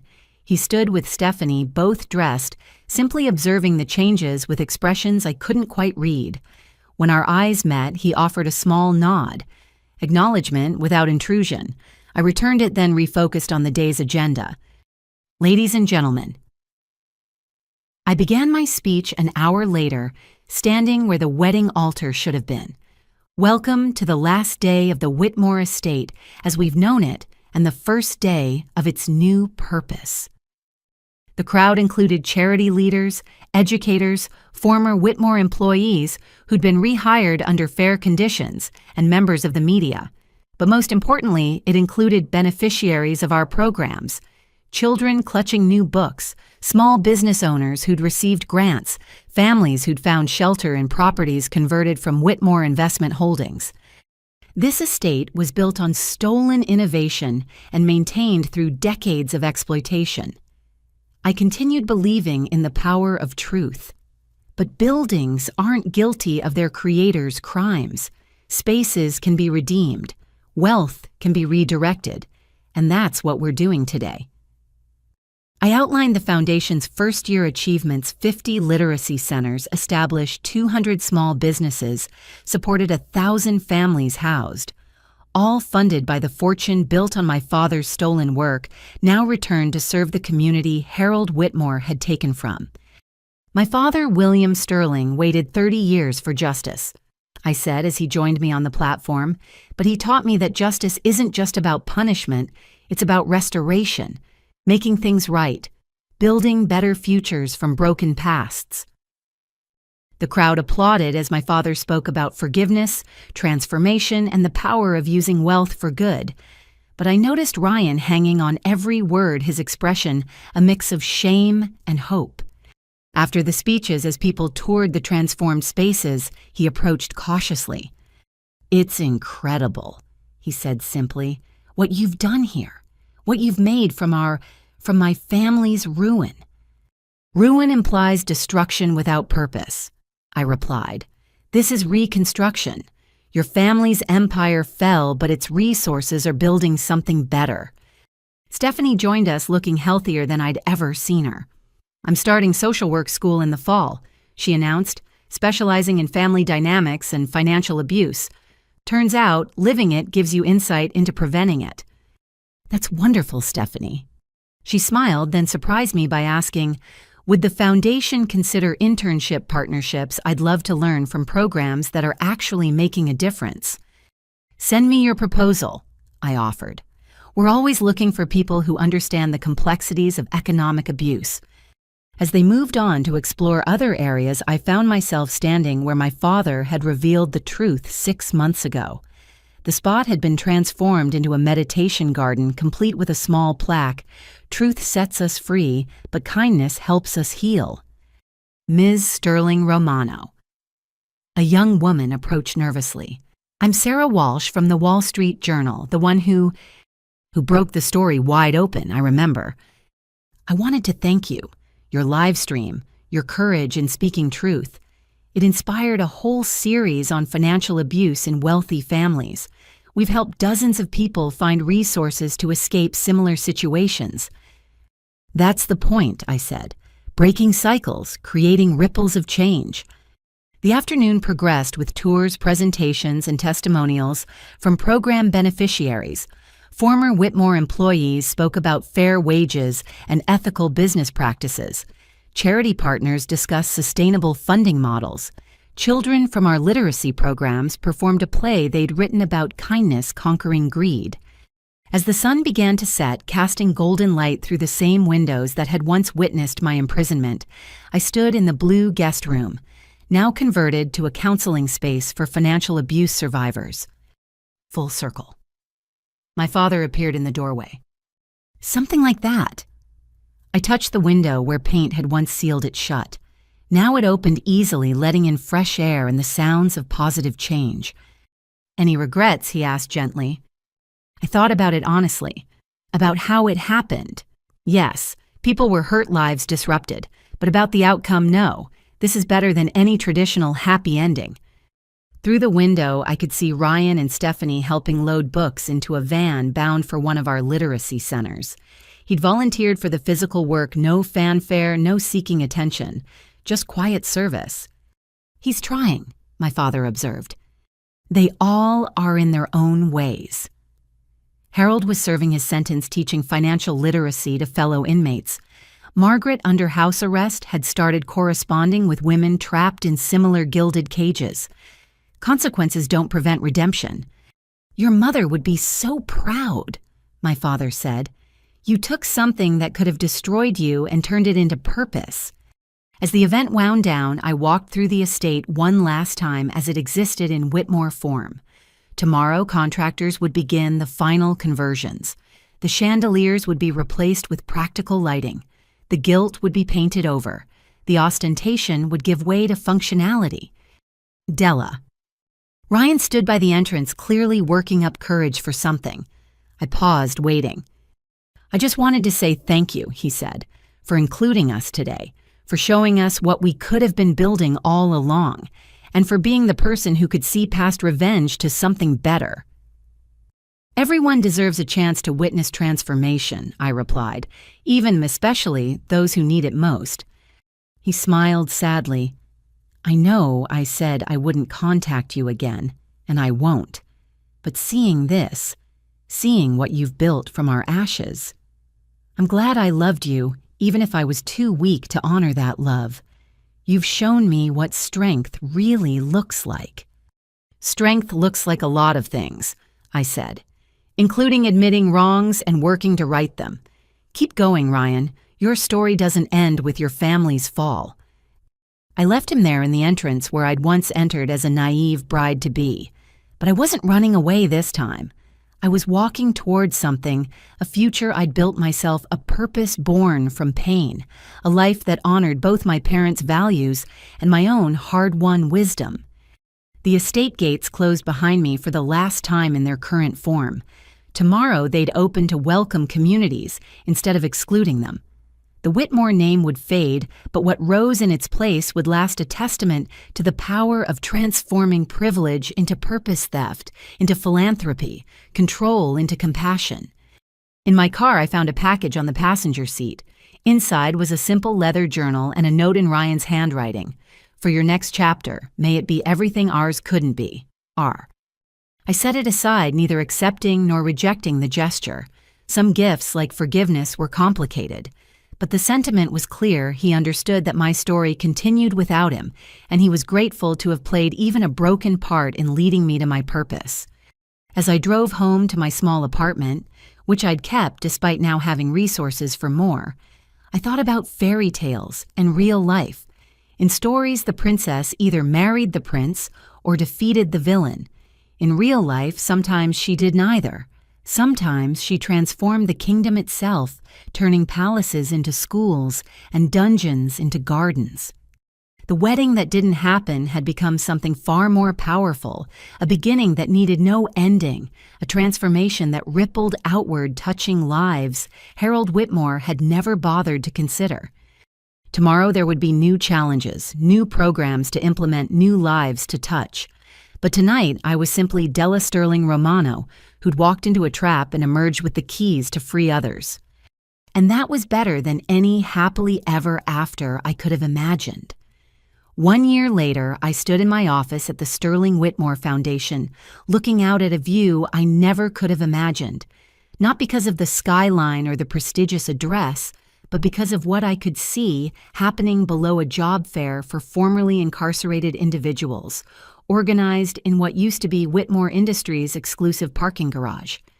The Times wants a follow-up interview, James informed me, entering with a stack of messages. 1 year later, where are they now, that sort of thing? Schedule it, I decided.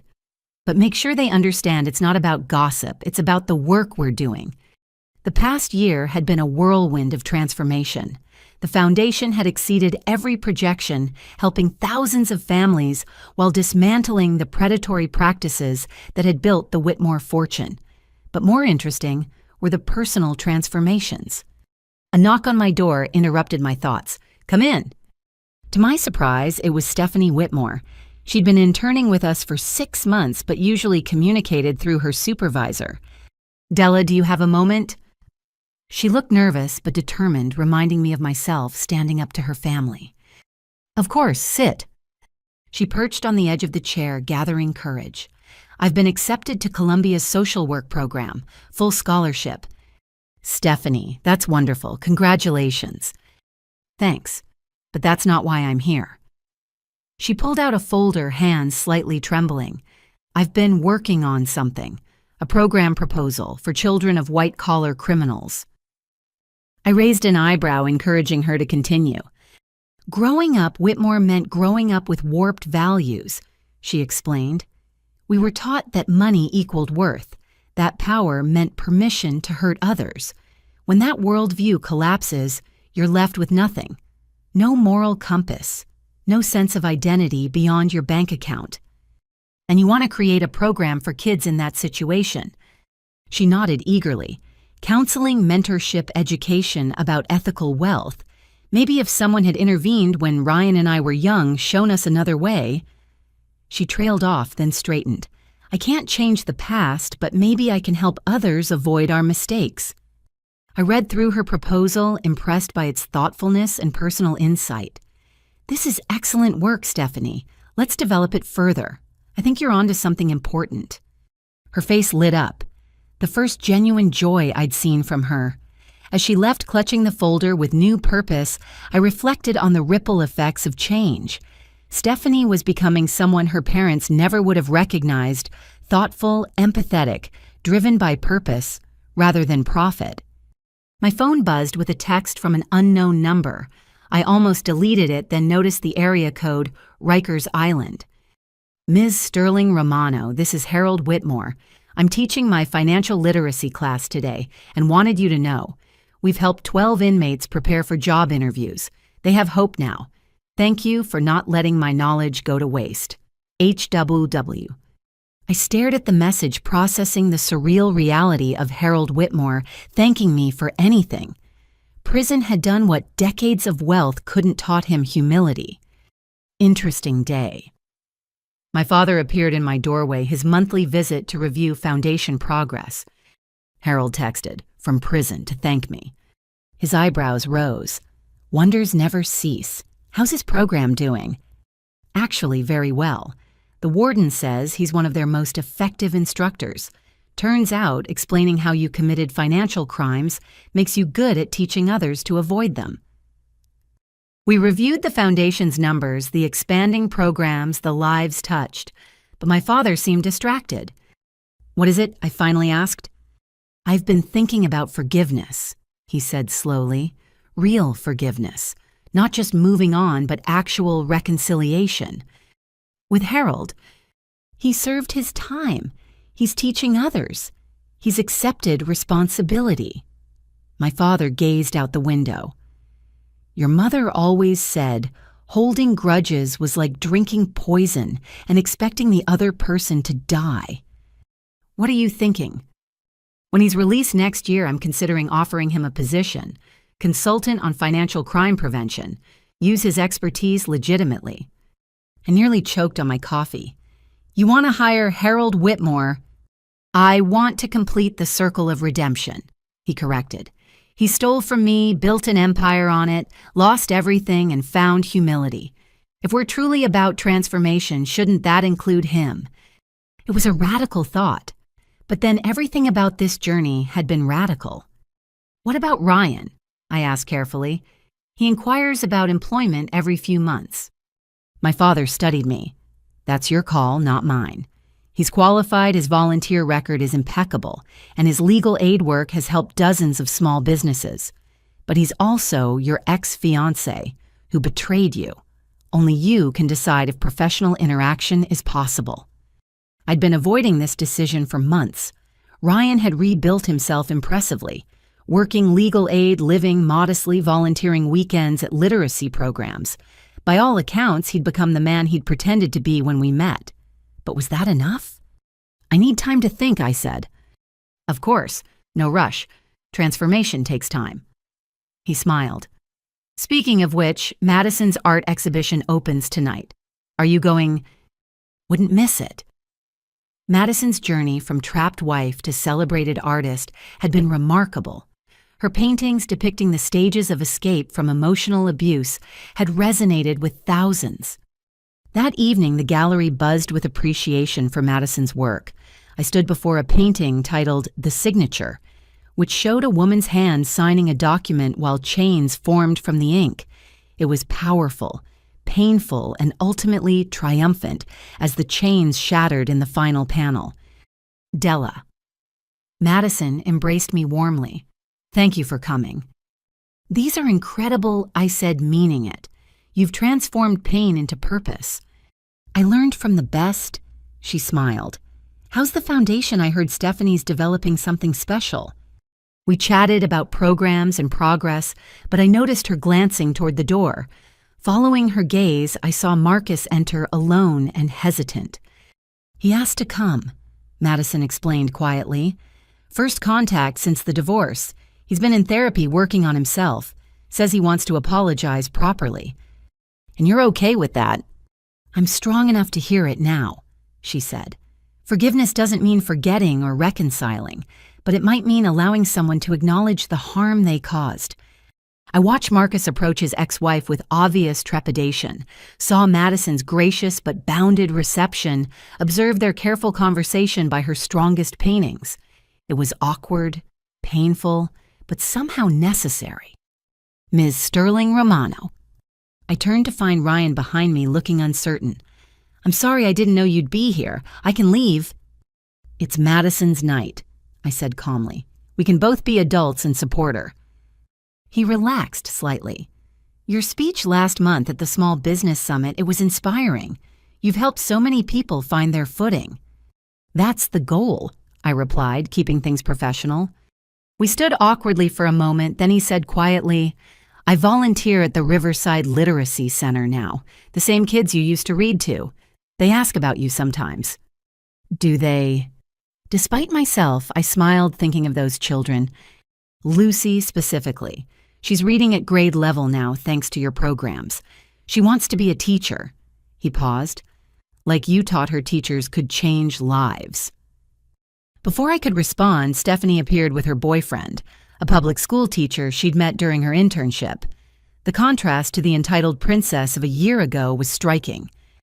Della, did you see Madison's piece about breaking contracts? It's brilliant. She turned to her brother. Ryan, I didn't know you were coming. Last-minute decision, he said. Madison's work deserves support. I excused myself to view more paintings, but couldn't help noticing the Whitmore siblings throughout the evening, no longer imperious and demanding, but uncertain and trying. They were rebuilding themselves just as the foundation was rebuilding their father's empire. Later, as the evening wound down, I found myself on the gallery's balcony enjoying a moment of quiet. The city sparkled below, full of stories of rise and fall, redemption and revenge. Hiding. My father joined me, 2 glasses of champagne in hand. Reflecting, I corrected, accepting the glass, on how much can change in a year, and how much more can change in the years to come, he added. Have you thought about what we discussed? About Ryan potentially working for the foundation. I sipped my champagne, organizing my thoughts. I think I think everyone deserves a chance to contribute positively. If he's qualified and you believe he'd be an asset, I won't stand in the way, but I'd want him in a different department. Professional distance. Fair enough. And Harold, that's your forgiveness to offer, not mine. If you can work with the man who stole from you, knowing he's genuinely changed, that's powerful. My father smiled. You've become quite the philosopher. I've had good teachers, I replied, and a year of seeing how transformation really works. As we headed back inside, I caught sight of all the players in this drama scattered through the gallery. Madison triumphant in her artistic rebirth, Marcus humbled and seeking redemption, Stephanie purposeful and driven by newfound values, Ryan quietly supportive and clearly changed, even Harold absent but present in the way his children were rewriting their stories. No fairy tale ending, I murmured. No, my father agreed. Something better. Real life with all its complications and possibilities. The Foundation's car waited outside to take me home, still to my small apartment, though I could afford anywhere now. But that apartment represented my authentic self, the person who'd walked away from a gilded cage. Tomorrow would bring new challenges, new programs to launch new lives to touch. The Sterling Whitmore Foundation was just getting started. The literacy programs were expanding nationally. The small business initiatives were creating jobs. The housing projects were sheltering families. And somewhere in Rikers, Harold Whitmore was teaching inmates about financial literacy. In legal aid offices, Ryan was helping David beat Goliath. In Columbia classrooms, Stephanie would soon learn to heal families broken by greed. In galleries and therapy offices, Madison and others were turning survival into art. The wedding that didn't happen had become a catalyst for change beyond anything I could have imagined. Not a fairy tale, but something rarer, a true story of transformation, spreading outward in ripples that would touch lives for generations. As I entered my apartment, I noticed the leather journal Ryan had given me a year ago, still untouched on my shelf. On impulse, I opened it and wrote, Chapter 1. The real work begins tomorrow. Because this wasn't an ending. It was a foundation for whatever came next, built on truth instead of theft, purpose instead of profit, and the radical belief that anyone, even Whitmores, could change. The princess hadn't married the prince or slayed the dragon. She'd done something harder and more lasting. She'd transformed the kingdom itself, one choice at a time. And that was a happily ever after worth writing. 5 years had passed since the wedding that changed everything. I stood in my office looking out at a view that still amazed me, not of city skylines, but of the community center that had replaced the old Whitmore Industries building. Children played in the courtyard below while their parents attended job training in what used to be executive boardrooms. The documentary crew is here, James announced. They're ready when you are. Today marked a milestone, the release of The Wedding That Wasn't, a documentary that had followed all of us through our transformations. I'd agreed to participate not for publicity, but because our story had inspired legislative changes in prenuptial law and financial abuse recognition. In the conference room, I found familiar faces gathered for the final group interview. Madison, now a renowned artist whose work graced museums, Stephanie having completed her master's and running our youth intervention program, even Harold out on supervised release and working as our senior consultant on fraud prevention. Time had humbled him profoundly. His hair was gray, his posture bent, but his eyes held something they'd never had before: genuine remorse and purpose. Thank you all for participating, the director began. This final interview is about reflection, where you've been, where you are, where you're going. As we settled into chairs, the door opened once more. Ryan entered, and my heart no longer skipped or sank. Time had transformed that pain into something neutral, professional. He'd joined the foundation 2 years ago in our legal department after proving himself through 3 years of consistent volunteer work and advocacy. We maintained careful boundaries, different departments, minimal interaction, but had found a functioning professional rhythm. Let's start with you, Harold, the director said. 5 years ago, you built an empire on stolen innovation. Today, you teach others how to spot and prevent similar theft. How do you reconcile that? Harold's voice was steady but weighted. I don't reconcile it. I live with it. Every day I wake up knowing I built my life on someone else's dreams. William Sterling showed me more grace than I deserved by allowing me to use my knowledge for good. I can't undo the theft, but I can prevent others. Your program has helped prosecute 17 cases of corporate fraud, the director noted. 17 too few, Harold replied, but it's a start. The questions continued around the room. Madison spoke about art as healing, showing slides of her latest exhibition on breaking generational cycles. Stephanie discussed her program that had helped over 200 children of white-collar criminals find healthier paths. Ryan, the director, turned to him. You've perhaps had the most dramatic transformation, from heir to an empire to legal aid attorney to nonprofit executive. What drives you? Ryan glanced briefly at me before answering. Shame initially, then purpose. I spent my first 28 years taking. Now I try to give. It doesn't balance the scales, but it's the only equation that makes sense. And Della, the director, finally faced me. You could have had revenge. Instead, you chose restoration. Why? I considered my words carefully. Revenge would have left me trapped in their story. Restoration let me write my own. Yes, the Whitmores tried to cage me, but destroying them would have just created more pain, transforming their resources into community good that creates endless possibilities. The foundation has helped over 50,000 families, the director read from her notes. Literacy programs in 40 states, small business incubators in 15 cities. Is this what you imagined? I imagined reading to children in a small community center. I laughed. This grew beyond any dream. But it's not about me. It's about systemic change, breaking cycles, creating opportunities. The interview continued for another hour, touching on forgiveness, justice, and the complexity of transformation. When it ended, we stood awkwardly in the conference room, this strange family bonded by trauma and redemption. Drink, Harold suggested tentatively, not to celebrate, just to acknowledge. Surprisingly, we all agreed. At a quiet restaurant nearby, we raised glasses of water and wine to survival change and the strange paths life takes.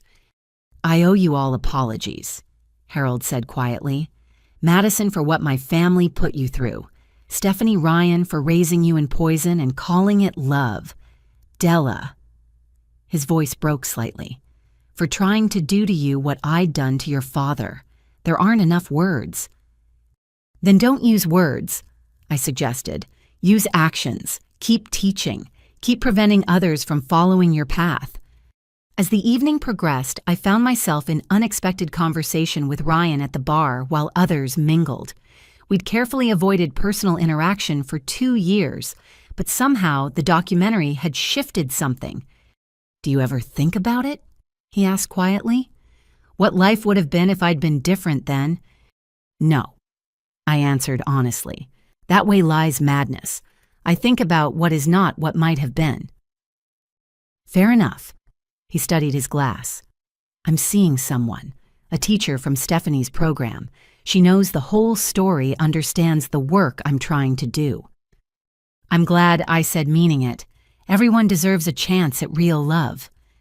What about you? James mentioned someone.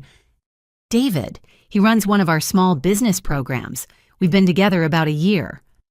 I smiled, thinking of the kind man who'd entered my life with no agenda except genuine partnership. He proposed last month. Ryan's face showed a complex mix of emotions before settling on something like peace. Congratulations, really. You deserve happiness. We all do, I said, even reformed Whitmores. We returned to the group where Stephanie was showing photos from her program's graduation. Young people who'd grown up in families destroyed by white-collar crime, now heading to college, or careers with healthier perspectives on success. This one, she pointed proudly, is starting at NYU in the fall, wants to be a prosecutor, Says she's going to put future Heralds in jail before they can hurt anyone. Good, Harold said firmly. That's exactly what should happen. As the evening ended, we went our separate ways, but before leaving, Harold approached me one more time. I've been working on something, he said, pulling out an envelope, with my lawyers. It's a fund for the specific families my theft hurt 30 years ago. We tracked down 17 small investors who lost everything when I stole Williams' innovation. This sets up restitution payments. I looked at the documentation. Harold, this is significant money. Not enough. Never enough. But it's what I can do with what I have left. He handed me the envelope. Will the foundation administer it? Ensure it reaches the right people? Of course. He nodded and walked away, shoulders bent with the weight of genuine accountability. It was a far cry from the man who'd tried to force me to sign my life away. The next morning, I met David for coffee before work. He'd seen the documentary preview and wrapped me in a warm hug. Heavy stuff, he said. You okay? More than okay, I assured him. It's closure in a way, seeing how far we've all come. Even Ryan, David, knew our history but had never shown jealousy, only understanding. Especially Ryan. The man he is now could never have done what he did then. Growth is possible for anyone. David smiled. Speaking of growth, the venue called. They have an opening next spring. What do you think? I laughed. A spring wedding at the Botanical Garden with only 50 guests and absolutely no prenups. Exactly as we discussed. Though I do have one contract requirement. Oh. He pulled out a worn children's book. You have to promise to read bedtime stories to our future kids, with voices and everything. I kissed him right there in the coffee shop. Deal. That afternoon, I returned to where it all began, the Community Literacy Center. The children who'd been my escape during the Whitmore drama were older now, but new faces had taken their places. Lucy, now 13 and reading voraciously, helped me with the younger kids. Ms. Della, she said as we cleaned up after story time, my teacher says you were in a documentary about a wedding. A wedding that didn't happen, I confirmed. Sometimes the best decisions are the ones that lead you away from what you thought you wanted. Like in The Paper Bag Princess, I smiled at her reference. Exactly like that. Sometimes the princess realizes she's better off without the prince. But you're getting married now, right, to Mr. David? I am, but this time it's as equals. No castles, no contracts, no cages, just two people choosing to build something together. She seemed satisfied with that answer, helping me shelve books with careful hands. As we worked, I thought about the cycles we'd broken and the new ones we'd started. The Whitmore empire had fallen, but in its place stood something stronger, a network of programs, opportunities, and second chances. Harold taught accountability. Madison created beauty from pain. Stephanie guided young people away from their parents' mistakes. Ryan advocated for those without power, and I got to wake up every day and direct resources toward real change. My phone buzzed with a message from my father. Proud of you, Princess. Mom would be too. That evening, as David and I planned our simple wedding, I pulled out the leather journal Ryan had given me 5 years ago. I'd written only that one line, but now I knew how to continue. Chapter 2. The real happily ever after isn't in endings, but in beginnings, in the choice to wake up each day and build something better than what came before, in the understanding that love isn't a contract, but a conversation renewed daily through actions both small and large. I wrote about the children learning to read the businesses, finding their footing, the families rebuilding after financial ruin. I wrote about Harold's restitution fund and Stephanie's graduating class, about Madison's art speaking for those still finding their voices, about Ryan's quiet dedication to justice, performed without fanfare or expectation of forgiveness. And I wrote about David, who saw my whole story and loved me not despite it, but because of it, who understood that strength comes from surviving storms, not avoiding them. The documentary would air next month, sharing our story with the world. But the real story continued every day in smaller ways, in every child who learned to read, every family that found stable housing, every person who chose transformation over stagnation. The wedding that didn't happen had taught me that the best love stories aren't about grand gestures or perfect princes. They're about people brave enough to show up as themselves, flawed and striving, and build something real together. As I closed the journal, David called from the kitchen. "Dinner's ready, and I finally mastered your grandmother's lasagna recipe." I smiled, remembering Ryan's fumbling attempts at that same dish years ago. But this wasn't about comparison. This was about moving forward, about choosing joy over bitterness, purpose over revenge, love over fear. Coming. I called back, leaving the past in the journal and walking toward my future. The princess had indeed saved herself, but more importantly, she'd learned that real happiness comes not from being saved, but from building a life worth living, one choice at a time, surrounded by people who choose growth over comfort, truth over fairy tales, and love over contracts. And that was better than any storybook ending could ever be. I opened our apartment door. Not a castle, just a home filled with laughter and burned experiments from David's cooking adventures. This was real life, messy, imperfect, and absolutely perfect in its authenticity. "By the way," David said as I entered the kitchen, "the Literacy Center called. They want to name the new wing after you." "After us," I corrected. "The Sterling Romano Family Reading Room." "Family," he repeated softly. "I like the sound of that." So did I. A family built on choice, not contracts. A legacy of literacy, not greed. A future written by our own hands, one page at a time. The wedding that didn't happen had been the greatest gift, not because it freed me from the Whitmores, but because it freed me to discover who I really was. And who I was, it turned out, was exactly who I was meant to be. As I share this story with you, I want to leave you with this thought. Your worth is not determined by what others are willing to pay for your compliance. True love doesn't come with terms and conditions. Real partnership means standing together, not one person kneeling while the other holds the keys.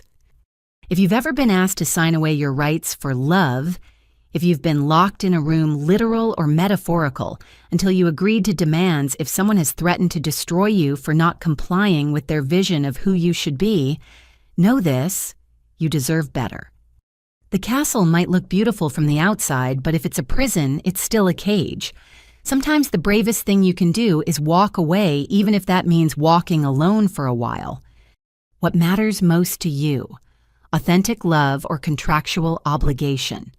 Have you ever had to choose between being yourself and being what someone else demanded? I'd love to hear your thoughts in the comments below.